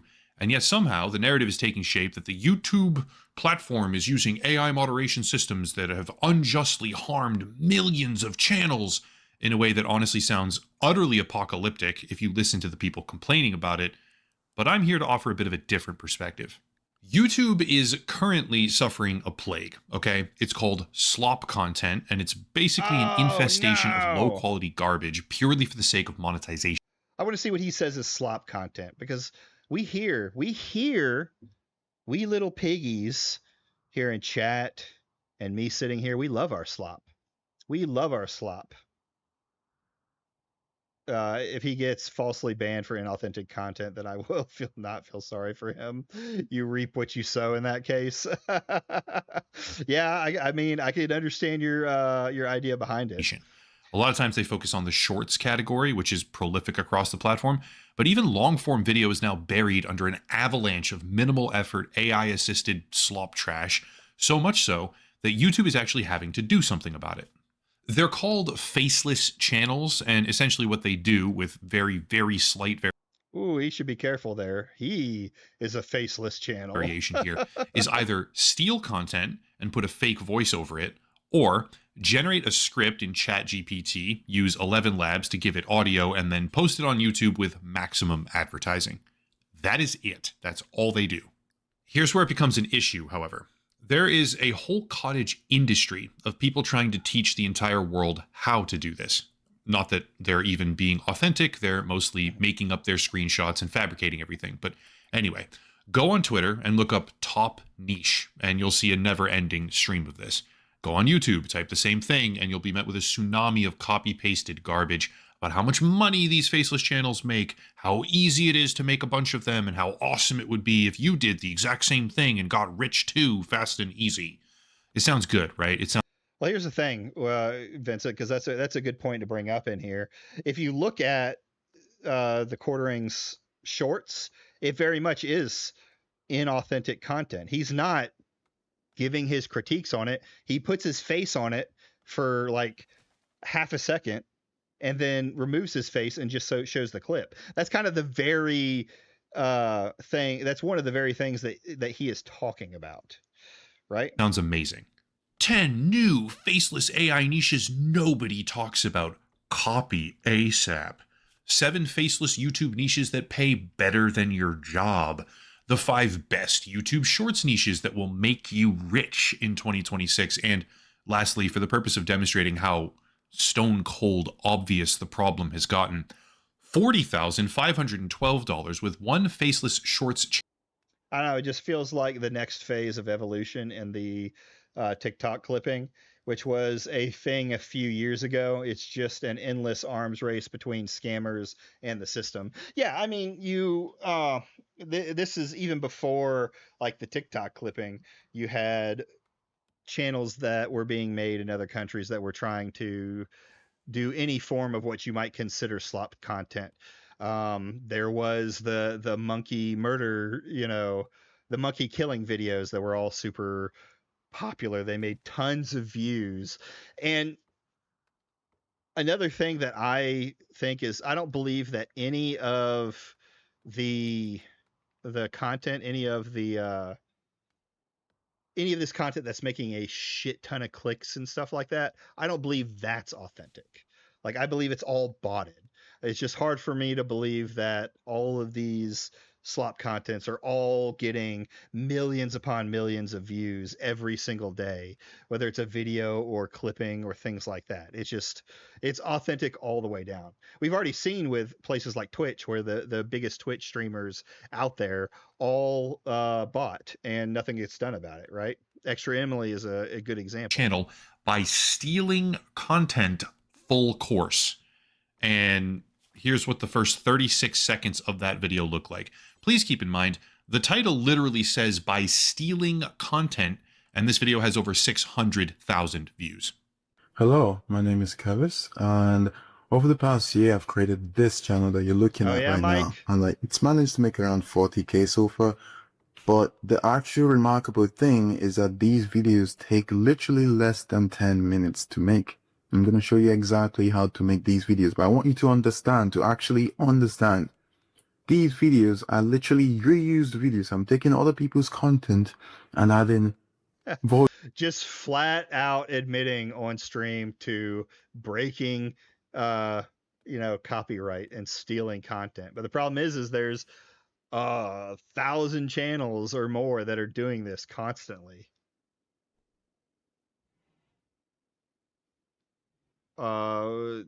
Jacob Lightspeed 54K subs, but his latest video from months ago got with 200 to 300 views. Well, that's actually something that's pretty common, where people will get this boost. We're seeing the latest one with Nobody Has Spoken not being able to pay his bills because I guess he thought he was going to be a great content creator, and Anti-Woker when Smash JT gave him, a ton of likes and views, and it ended up that just getting the likes and views doesn't mean that it's going to happen. So many channels going to get nuked now because of this. Yeah, probably. Did Jar's channel get nuked? Are you talking about like Jar Jar or not Jar Jar? Jar the robot or someone else? Voiceover, which I don't even write. I literally just take the clip, add it to an AI, and the AI writes the script for me. I'm going to show you exactly how to do all that. I said the word plague earlier, so let me justify that. The method that these people use is called niches, which basically refers to a low competition, as of yet relatively undiscovered corner of YouTube, right? In the algorithm or in the content creation scene, pertaining to some kind of hyper-specific category. Well, to be fair, Lightspeed isn't capable of producing anything insightful, so, well,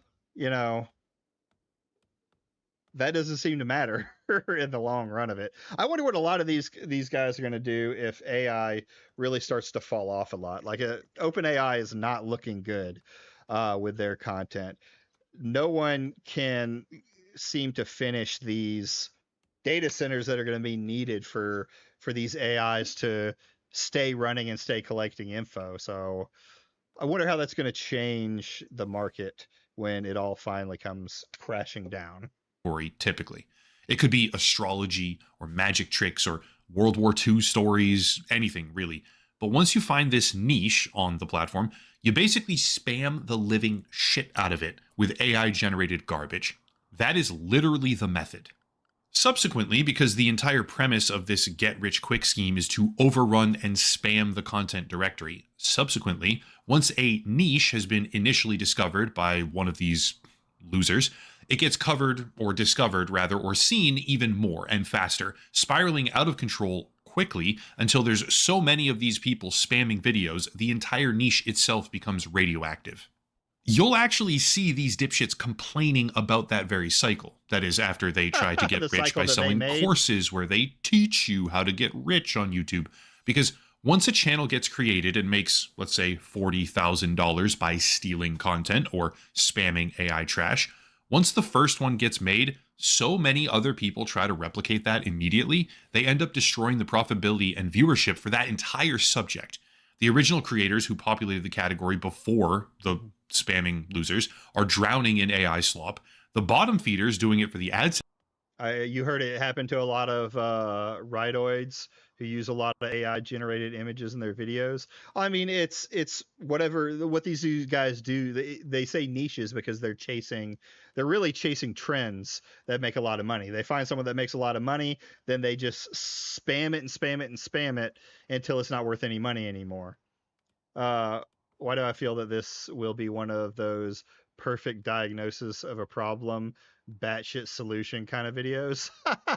I'm getting that feeling too. Like I have a feeling, like I said, my take is he's okay with authentic channels getting taken down because it's taking down all of this slop. Since revenue stops seeing their profits, at least not reliably, and eventually they just move on to the next area.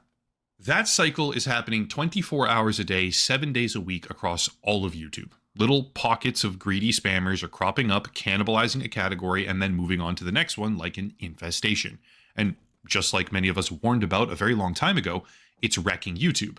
However, to their credit, YouTube is actually doing something about this now. It's called the Inauthentic Content Policy, which is being heavily enforced by AI moderation systems. And even if it's not perfect, because it isn't perfect, far from it, even if there's undeserved casualties because of how big the platform has become, and what did I say? What did I say? Because of how big the problem is getting, it is sadly 100% necessary. Just to get this out of the way, there are some very clear issues with the policy overall. Inauthentic content is very poorly defined. It creates way too much gray area, which is why so many people are being tricked into defending this tidal wave of low effort, low quality. What a surprise that YouTube made it so vague. Look, sometimes a couple thousand people have to die for the cause. Listen, I don't agree with this in a way. What there should be is, if they're going to do this, and they need to improve their and do this. Oh, they need to improve their God, what is it? Their content creator relationship, where people can get a hold of them with stuff like this. It's all automated right now. Even when they tell you that you're talking to a person, you're not talking to a person. Even when you get a hold of a person, it's a guy in a third world country on a computer trying to get through so many job tickets per hour to make their process, so that if something does happen, a content, gets taken down that is authentic, you can appeal process, right? You can appeal properly and be able to get it taken care of. But they're never going to do that. And that's the problem I have with this blanket over Smash JT favor country. Content is like, it's not worth it to lose the people who are authentic just to try and hit these other people, these other content creators. I mean, just imagine that someone said the solution to tech scams was to arbitrary Chapter 11 tech support companies. I mean, you could put it in any situation, like casualties are casualties no matter how you look at it. Well, sorry guys, we have to get rid of all of them. Oh. Quality spam creators, while they complain about being suspended wrongfully. But even with those imperfections in mind, this is a phenomenal thing for YouTube as a whole to be doing, and they need to do more of it. This is the part where I make a whole lot of people very, very angry. YouTube has no obligation whatsoever to allow any one of these channels monetization. This is not freedom of speech, okay? People need to understand that, despite what a growing number of others out there gay. So here's the thing, though. When it comes, let me seem to be arguing for, this is the partner program. I'm actually inclined to agree that social media platforms, generally speaking, are an extension of the new public square. Thus, your right to have an account could be argued as a kind of right, or maybe you could delve into the world of freedom of speech. But YouTube creators in the partner program are 1099s, okay? That's a very specific document. They receive what's called non-employee compensation. That is not a right. The process of I think the quartering stuff really highlighted how not enough people think of YouTube as a job, that if lost can lead to ruination for the poor schmucks who get false positived. Yeah, I mean, here's the thing. Well, on the other side of it, people need to realize that YouTube is an entertainment job as well. You're dependent on people coming and watching you. So you have to have a backup plan as well. There's a lot of people I see get ruined. They're like, I can't make money anymore off of YouTube. I thought I would be famous forever. Well, no, but you're right. It's people not thinking of it as a job, and then this happens to them, and oops, now I'm not getting any money out there. He's trying to use this he's doing the same dumb argument that a lot of people talk about with freedom of speech. Yes, businesses have a right to decide who goes on their channel. You can say that the inauthentic content doesn't need to you guys, you have an ethical obligation to sub. If you don't, you're killing me. But yeah, if it's God, I lost my train of thought. I got to stop reading chat when I'm in the middle of saying something. I have no problem with them trying to get rid of this inauthentic content, right? It's not, you're right. It's not necessarily a freedom of speech thing, but there are people getting taken down that aren't, right? That aren't inauthentic, the non-authentic accounts. And we can't just be okay with that because this is happening, right? We can't just say, well, it's worth it because the end result will be great. So becoming a freelancer or an independent contractor, both of which operate under 1090.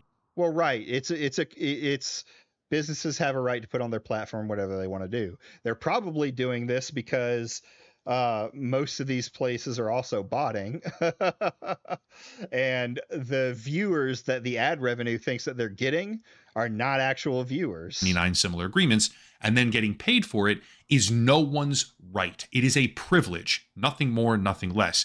And it's a privilege governed exclusively by YouTube. In fact, the policy of inauthentic content used to be called repetitious content, and it's been around for a very long time. It's not even new. It's an attempt to protect the platform from the swarm of greedy influencers who merely cut, copy, paste, and spam or steal their way to advertising wealth. Right around April of 2026, that policy, previously called repetitious content, got... So here's the thing. He's focusing on the argument. He's not focusing on the argument that people are trying to make. I haven't seen many people defending slop accounts, right? Maybe the slop accounts are, but genuine people aren't like defending these slop accounts. I think most people would agree, yeah, these slop accounts don't do them. YouTube shouldn't be on there. And right, he's legally correct. But it's not, he's completely ignoring the issues that are coming up with it and their ham-fistedness. He even said it. It's so broad that they can just take down whoever they want versus what is actually inauthentic content, right? Maybe narrow the streams down so that it's not catching strays from people who are going out there. This is also major AI fear mongering, which might have some legs to them. Oh, well, yeah. AI is a whole different thing. I've been watching a lot of stuff on AI and its lies and the fear mongering and things like that. Got a revamp. More specifically, detection of it got a revamp, which led to a mass wave of YouTube channels being terminated, some of them all at once, some of them previously, for inauthentic content, sparking reaction videos, outcries about fair treatment, and all sorts of incessant pleas begging YouTube, please bring back my totally innocent, high-quality channel. I just do this for fun, but also give me back all the money you stole. That's kind of the vibe that they're putting out there. Just one problem, pretty much all of the people that you see complaining about this deserved it. Sure, there's at least a few mistaken examples, but I'm happy to say that most of those people seem to very quickly have the issue remedied. I'm hoping he's going to show these, right? He's basically saying YouTube should ban more of the bad people, which is such a level 0 take. The issue is, how do you determine who the bad people are and make sure that you don't hurt the innocents? Yeah, I agree. Like, I want to see some of his examples, because the stuff he showed so far is like the AI, the true AI slop accounts, where a lot of times like these AI war videos and stuff like that aren't even right. They're just making stuff up. And then they get a bunch of views, so they make another one. Like that's general, content that doesn't need to be there. It's not really even being made by humans at this point. It's just slop that comes under there. But what does he mean, the people that deserved it? I want to see who he sees the people that deserved it. Because it's a mistake. And again, I don't just expect people to take my word for it. So let's go through a number of examples, okay? To do this, anyone can do this, by the way. I opened Twitter and typed inauthentic content. That's it. Going down the list and clicking on complaints where someone was demanding reinstatement into the partner program because they didn't deserve to be banned. Okay, let's have a look. JJ Rich, apparently suspended for inauthentic content, which means he can continue uploading if he wants to. He just can't rake in the advertising dollars anymore, which isn't even the best way to monetize on YouTube, by the way, but I'll get to that part later. Here's a look at these videos. Today, JJ slept without bothering anyone, but Mikey wasn't there because alternate Mikey turned him into himself. There's 1,000 of these too, Mikey and JJ videos, because my kids like Mikey and JJ all at one point. And is now riding him. But all of this is so that alternate Mikey can be transported inside the longest maze door, and he is guarded by 2 strong orc soldiers. Please like and subscribe. Go to the channel if you like this video. I'm not going to play a bunch of these right now because they're painfully bad, but I want to genuinely ask, what obligation does YouTube have as a business to monetize this content? Half the videos are... Is it stolen, though? Extremely similar. It's practically gibberish, to be It is better than that Mayo video, I agree. Totally honest. With these incoherent narratives about long houses and Mikey becoming alternate Mikey, it's brain rot. And yet the creator is trying to make it sound like it's the Sistine Chapel he painted. What's more, after getting banned for inauthentic content, he goes and makes an entire appeal video, which is an AI avatar, AI voiceover, and a hyper-exaggeration about how bad it is that their appeals were rejected because a real person didn't even take a look. Which is hilarious, because if everything on your entire channel is AI to begin with, why on earth should a real person waste their time looking at you? I just want to demonstrate real fast what these people are doing as they make exaggerated emotional appeals on social media, because that is the goal here. Let me say the same thing 2 different ways right now, and hopefully that demonstrates. Version number 1, okay? To make this video, I recorded my voice. Done. Simple, clear, I turned on a microphone and I recorded my voice. Everybody understands what I'm saying, a small number of words. But now let's do version number 2. Oh, I just realized this is totally off topic, but do you know of the Call of Shame and Riley CS drama?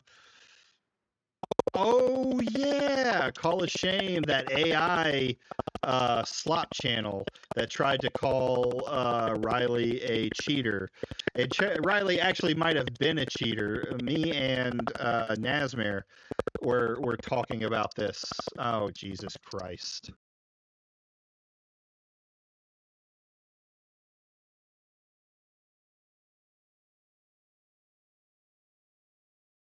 Check. Check, check, check. Is that better, Kimoji? Yeah, it was hilarious. Hilarious. Yeah, it's good. My mic problems, man. One day. Inauthentic. SoFi.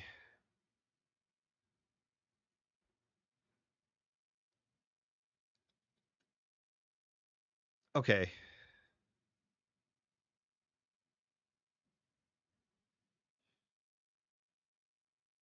Guys, today we trolled players with unreleased skins in Fortnite, and we got some... Let me see here. This is the first one I found. SoFly official.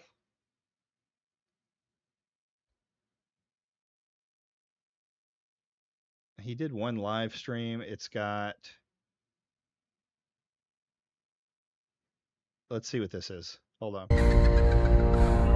Let's do some investigations. Fortnite Mix is coming very soon, so I decided to make some cursed Fortnite skins and emotes. Make sure to watch until the end to see this weird skin that I made. Milo, welcome back. It's now October, bro. You know what that means? It's spooky season, bro. Let's see it. Yeah, I'm not gonna lie. We have some real scary skins here. All right, I'll be the judge, bro. Hi, Sky. How's it going, bro? It's going good so far. You know Fortnite Mirrors is coming soon, right? Oh my god, is this scary? What's in it? I don't know if you're ready for these skins because they are a little bit scary, to be honest. Okay, hold on. Nah, I'm not scared of nothing. Let me see these. Yeah, What even is that, bro? Love Flare, it's October, bro. How's it going? Hey. Hey, yo. Happy Halloween, bro. Come on, what you gonna show me, Sofly? Fortnite Mirrors is here, and I have it. Bro, that ain't even out yet. Okay, I might have gotten the skins early, and this is the first one. Ugh. What the hell is that? He looks homeless, bro. What the hell is that meant to be? That's epic, bro. I don't know. It's a rat creature. Yo, he belongs to the streets, bro. Ew, it's a rat. I thought that was just the name of it. It's a rat. You don't like it? It's a goofy rat, bro. What's up with his mouth? Is that coming to Fortnite? Are you serious? Yeah, it's coming to Fortnite, unfortunately. That's disgusting. A buff man with a cool helmet. He got bones on his helmet. Looking right now. Jeez. Oh my gosh, she is thick, bro. This next skin might. Dude, this guy's accounts from. This guy hasn't made a video in a year, and he got hit for inauthentic content. Guys, today we trolled players with unreleased skins in Fortnite, and we got some hilarious reactions. So make sure to watch it till the end. What is that? What type of skin is that? Bro, I don't know, bro. Invisible man. Bro is over here trying to look like Moon Knight. Hey, yo. Oh, yo. Yo. Whoa. Don't look. Oh, my bad. I'll close my eyes. Oh, okay. Damn. Okay, I see you. I see you with the moons. Oh, go crazy, yes, yo. Wait a minute. Why is this? I'll put it on. Okay, see, the first pick that I found, while I think this content fucking sucks, this does seem to be his content. Like, he only has one live stream. My goals. This is like an old channel. It didn't even make that much. So why did it get hit for inauthentic content? So there's one.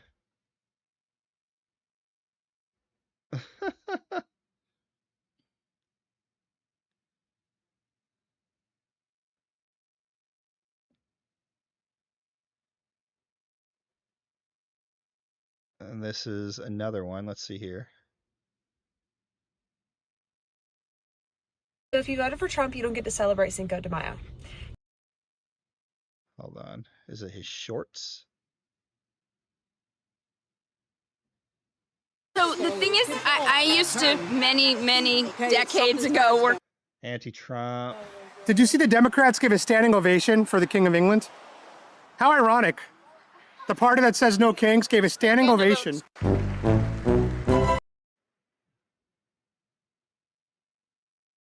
Oh, was this guy hit? I think this guy's full of shit.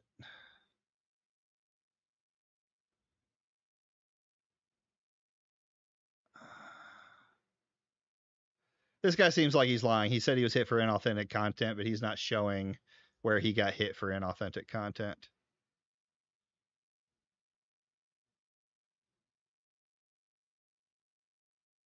Or maybe they did. They're sending him a DM.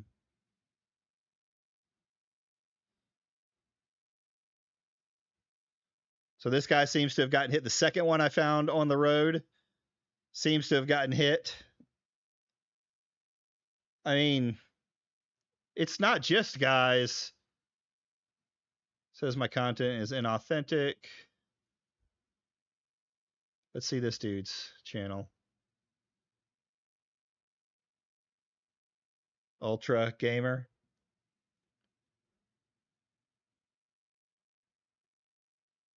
I mean, there's already an Indian guy, so maybe.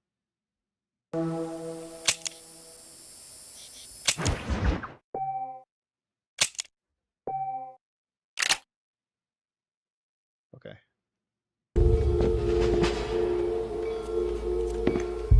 Another Indian. That's right. From Blackwater hired me. Ain't we all? So maybe human extraterrestrial technology is capturing the attention of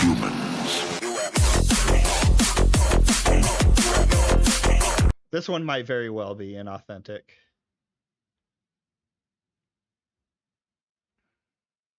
Patch notes. Let's see what the patch notes तो says. और public की हलचल तो आ चुकी है again से एक और नई वीडियो लेके पापा तो सितंबर पैच नोट आ चुका तो क्योंकि रैंक डेथ मैच मतलब फर्रा बना दिया भाई तो मुझे लगे This is probably what it is. Amy, please give me the donut. Okay, take it. Here, I have hidden this donut. You can eat it. This stuff is probably inauthentic. Yeah. Sonic, Sonic!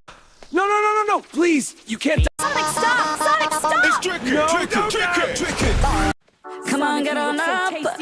Yeah, that one's inauthentic, 100%. And not just because it's an Indian guy. I could keep going, but it shows there do seem to be people that are getting hit that seem to have authentic content, because these seem like they're his videos. Maybe there's more under the scene I'm not seeing, but it's kind of like ignoring the problem that's caused by this because you like the solution on the other side. In order to make a video, I equalize the levels in my microphone, ensuring pitch-perfect resonance for the audience to understand the words I'm speaking. Then I hand-select the segments of audio, pasting them across storyboards for the betterment of the viewer. After I've dedicated myself to the quality of the finished product, I upload it using a broadband internet connection to my carefully sculpted YouTube channel, making everyone happy in the process. Please unban me, I did nothing wrong.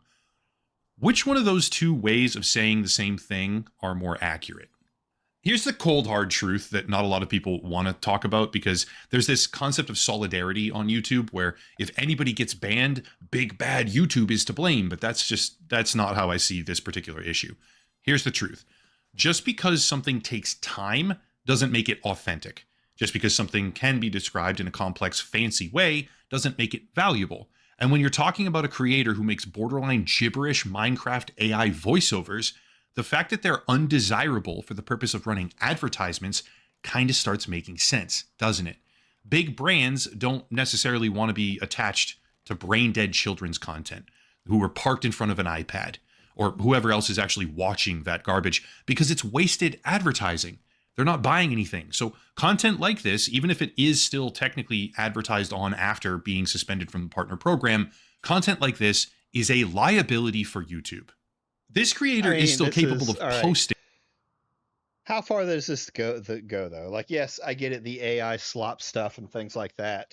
But is it just you don't like if it's a voiceover thing and they're actually doing the voiceovers, is it that big a deal? I feel like he's jealous. He's upset.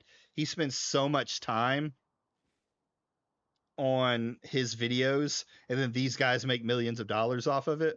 And I get that. It's fucked. But you still got to look at the whole thing and not just want to burn everything to the ground so that you can feel like YouTube's pure again. On the platform. Like it's already been said here in chat, I believe it was Jan, this is a forever process. It's never going to end. It's never going to stop. He has damn near 300,000 subscribers. He could pivot, should be able to pivot to a subscription model using something like Patreon. He could accept sponsors, but no, none of that, because what he makes is garbage. It has no practical value, damn near zero entertainment value even, except for like a toddler, maybe. Yeah, and it's being made purely for the purpose of advertising saturation. Let's do another example. Quote, YouTube demonetized my channel with 781,000 subscribers. Every single video starts with my idea, story build up by me, clips cutting and arranged by me. All videos are edited by me in Premiere Pro, After Effects, or Adobe Audition. No templates, no auto AI edit, nothing at all. Yet YouTube decided my content is inauthentic. I submitted an unlisted video appeal showing my entire creative process. The response I got from support, a copy-paste reply that thousands of creators received word for word. Not one thing specific to my channel.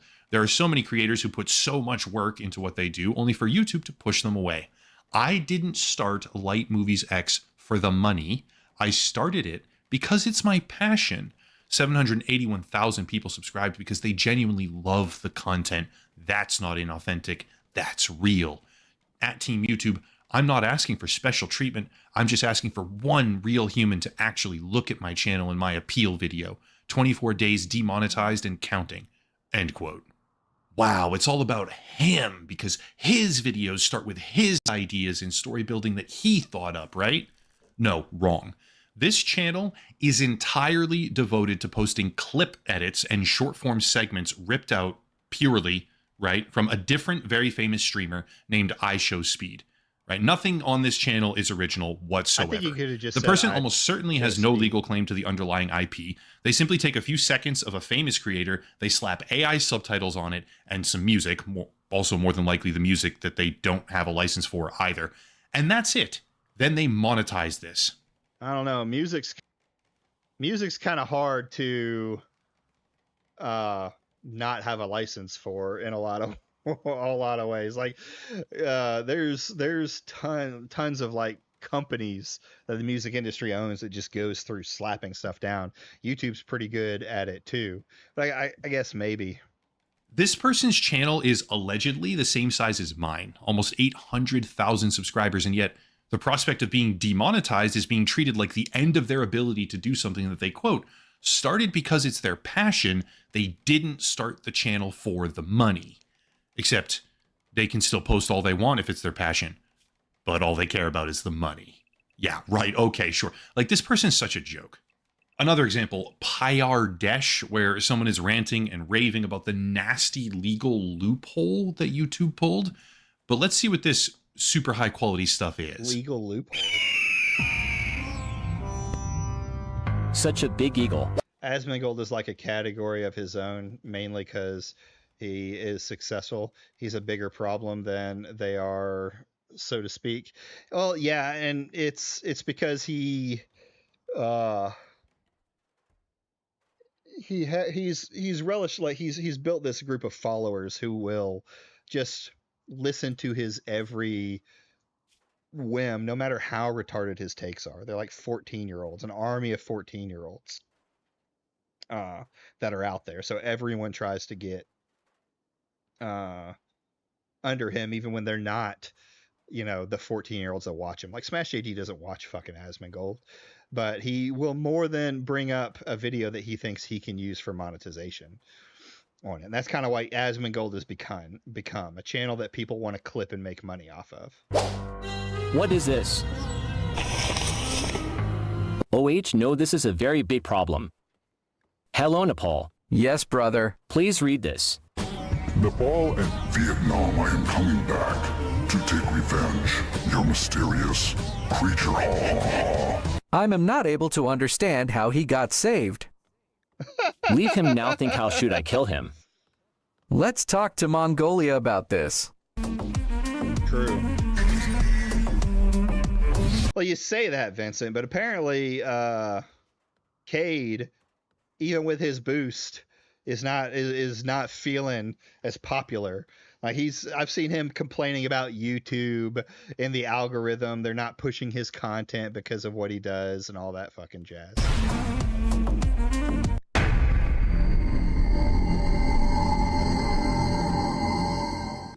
The entire comment section, by the way, is filled with bots. These are not real people. These are not real comments. This is inauthentic material in the most... Well, that's one thing that I think would fix the problem big time, is trying to get rid of the bots.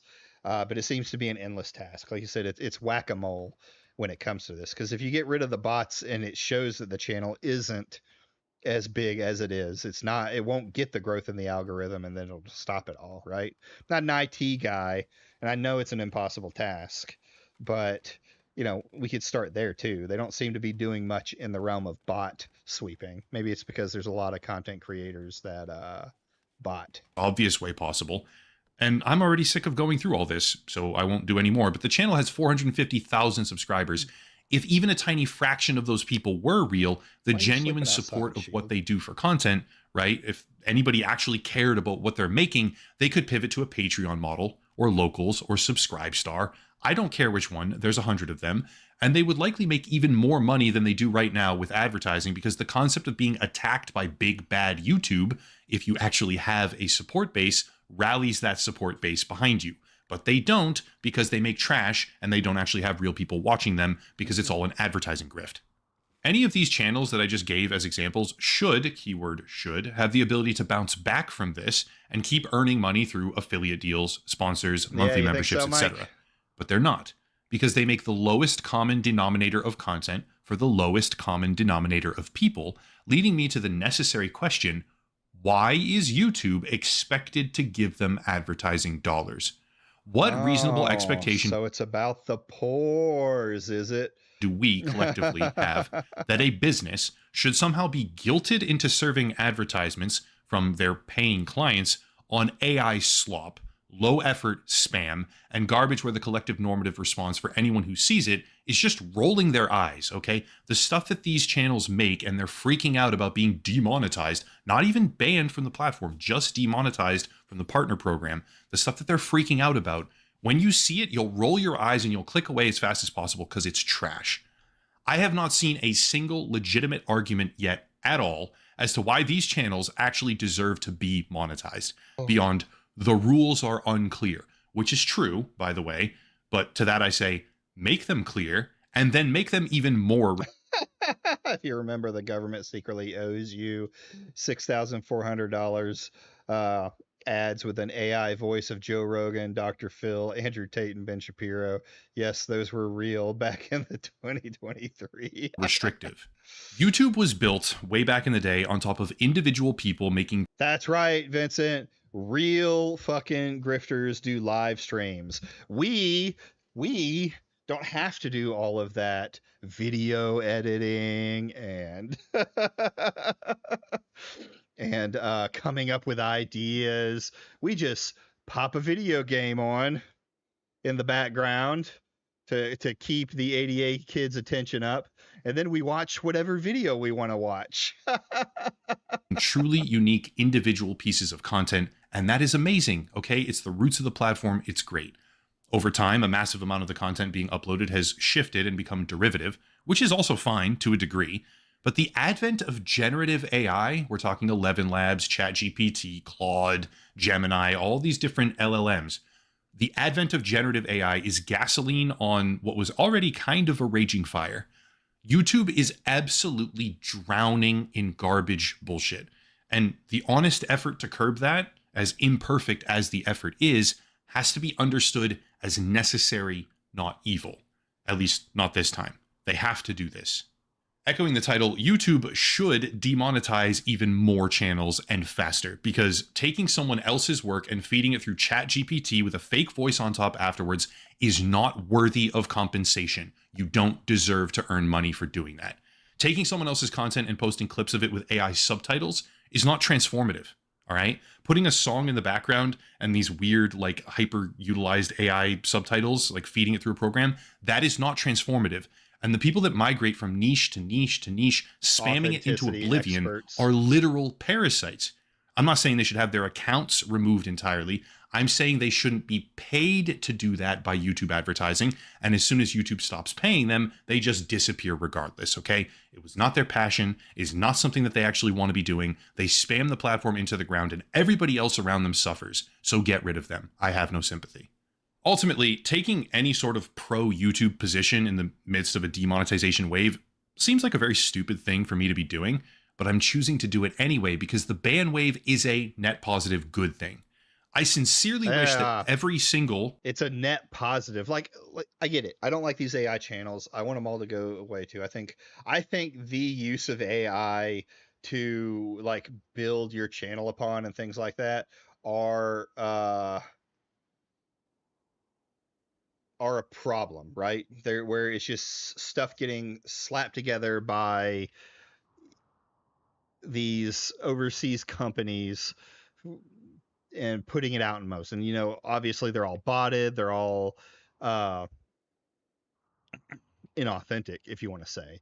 But that doesn't mean, like, yeah, like Giga is saying, it doesn't mean that the channels that are getting the false strikes deserve to be false strikes, right? No, they're not getting terminated. But if it's a channel that they are making money off of it, like I would listen, I do this because I like doing this. I don't make any money off of this now. But if I did start making money off of it, even if it's not a lot of money, I would feel a way about them cutting that from me, right? I like the idea of doing this and playing games and everything else that I do, but I wouldn't mind it paying for itself, right? Being able to just play a game. And if it became bigger, then maybe. I don't know. I'm probably never going to be that big. But to have someone like the channel we saw where he hadn't even touched it in a year, right? And it wasn't in authentic content. Like, why are we going through and hitting that account? What if he wants to come back and start making his content again, but now his channel's well, I guess it'll be demonetized anyway, so maybe that's a bad example. Remember, facts don't care about your feelings. That's true. That is true. And the fact is that people are getting falsely striked. We don't know the full extent of it, but there seems to be a large number of people getting falsely striked. And he showed very specific entries of people who were inauthentic. We found one, clearly. But what are the numbers that we're looking at? But my feelings are a fact. They are. They're a fact for you. So, I mean, he makes good points in this video, right? He makes good points of it in the video about that content that's inauthentic, the AI slop stuff and things like that. But he's willing to do it at the detriment to anyone else, right? What if, a high, you don't even have to say a high number. What if, say, like 5% of the, or even 10% of these channels that they're taking down are authentic channels that are getting taken down, right? Are getting demonetized. I say they're getting demonetized. They don't deserve to have their shit be demonetized just because YouTube has the right to not want to do business with them, right? That while that is a right that they have, they still have obligations to their people, ethically at the very least, to promise what they say they're going to do, that if you make content on here and you get popular enough that you can make money. So it seems like YouTube is doing what YouTube normally does. They do a blanket sweep on something and it causes a bunch of problems, and then they end up backpedaling some way. We'll see what's going on with it, though.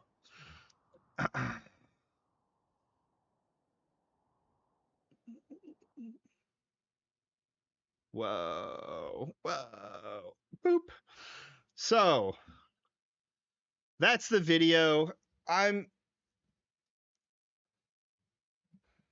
have to say I disagree with him on some parts of it, at least the way that he is just all about YouTube just slamming it home, like shotgunning into the open and hoping to catch the people that they want to catch. But I don't agree with that. I think there needs to be a tighter hand. You need to at least be a little bit more surgical about it than this. You can hit a lot of stuff very quickly, but there's got to be a different method where less, like, you're always going to have mistakes, but less people have mistakes. Or like I said, on the back end, maybe make it better for you to get a hold of YouTube. The problem is like most people don't get an answer from YouTube unless a bunch of people put it on fucking Twitter or something else like that. Like small channels, you're not going to get the time of day. It doesn't matter what you are. If I were, say someone like EGAD, whose channel is, I don't know if he's monetized or not, but someone like him who's monetized, or someone who's monetized, even a smaller channel, say 1,000, 2,000 subs, something like that, making a little bit of money off of it.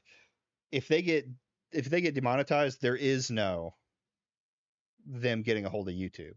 It just won't happen. They'll keep getting denied by the blanket denials, right? And then what do you have to do? Just keep making. They may still keep making the content they want to make, right? At that point, but they may be getting the views they want to get, but they can't get monetized. How do they prove to themselves? How do they prove to YouTube that they're authentic in one way or the other, where YouTube will listen? without getting a bunch of people to at YouTube or make videos on it on YouTube, right? It's just it's a shotgun approach to the problem. Anyways, that was that. I don't think we're going to be watching the final video today. I may actually call it a little early tonight. Get some sleep. I went a little bit late on Monday. I am thinking we're going to pick up Directive. What was the name of that game? Directive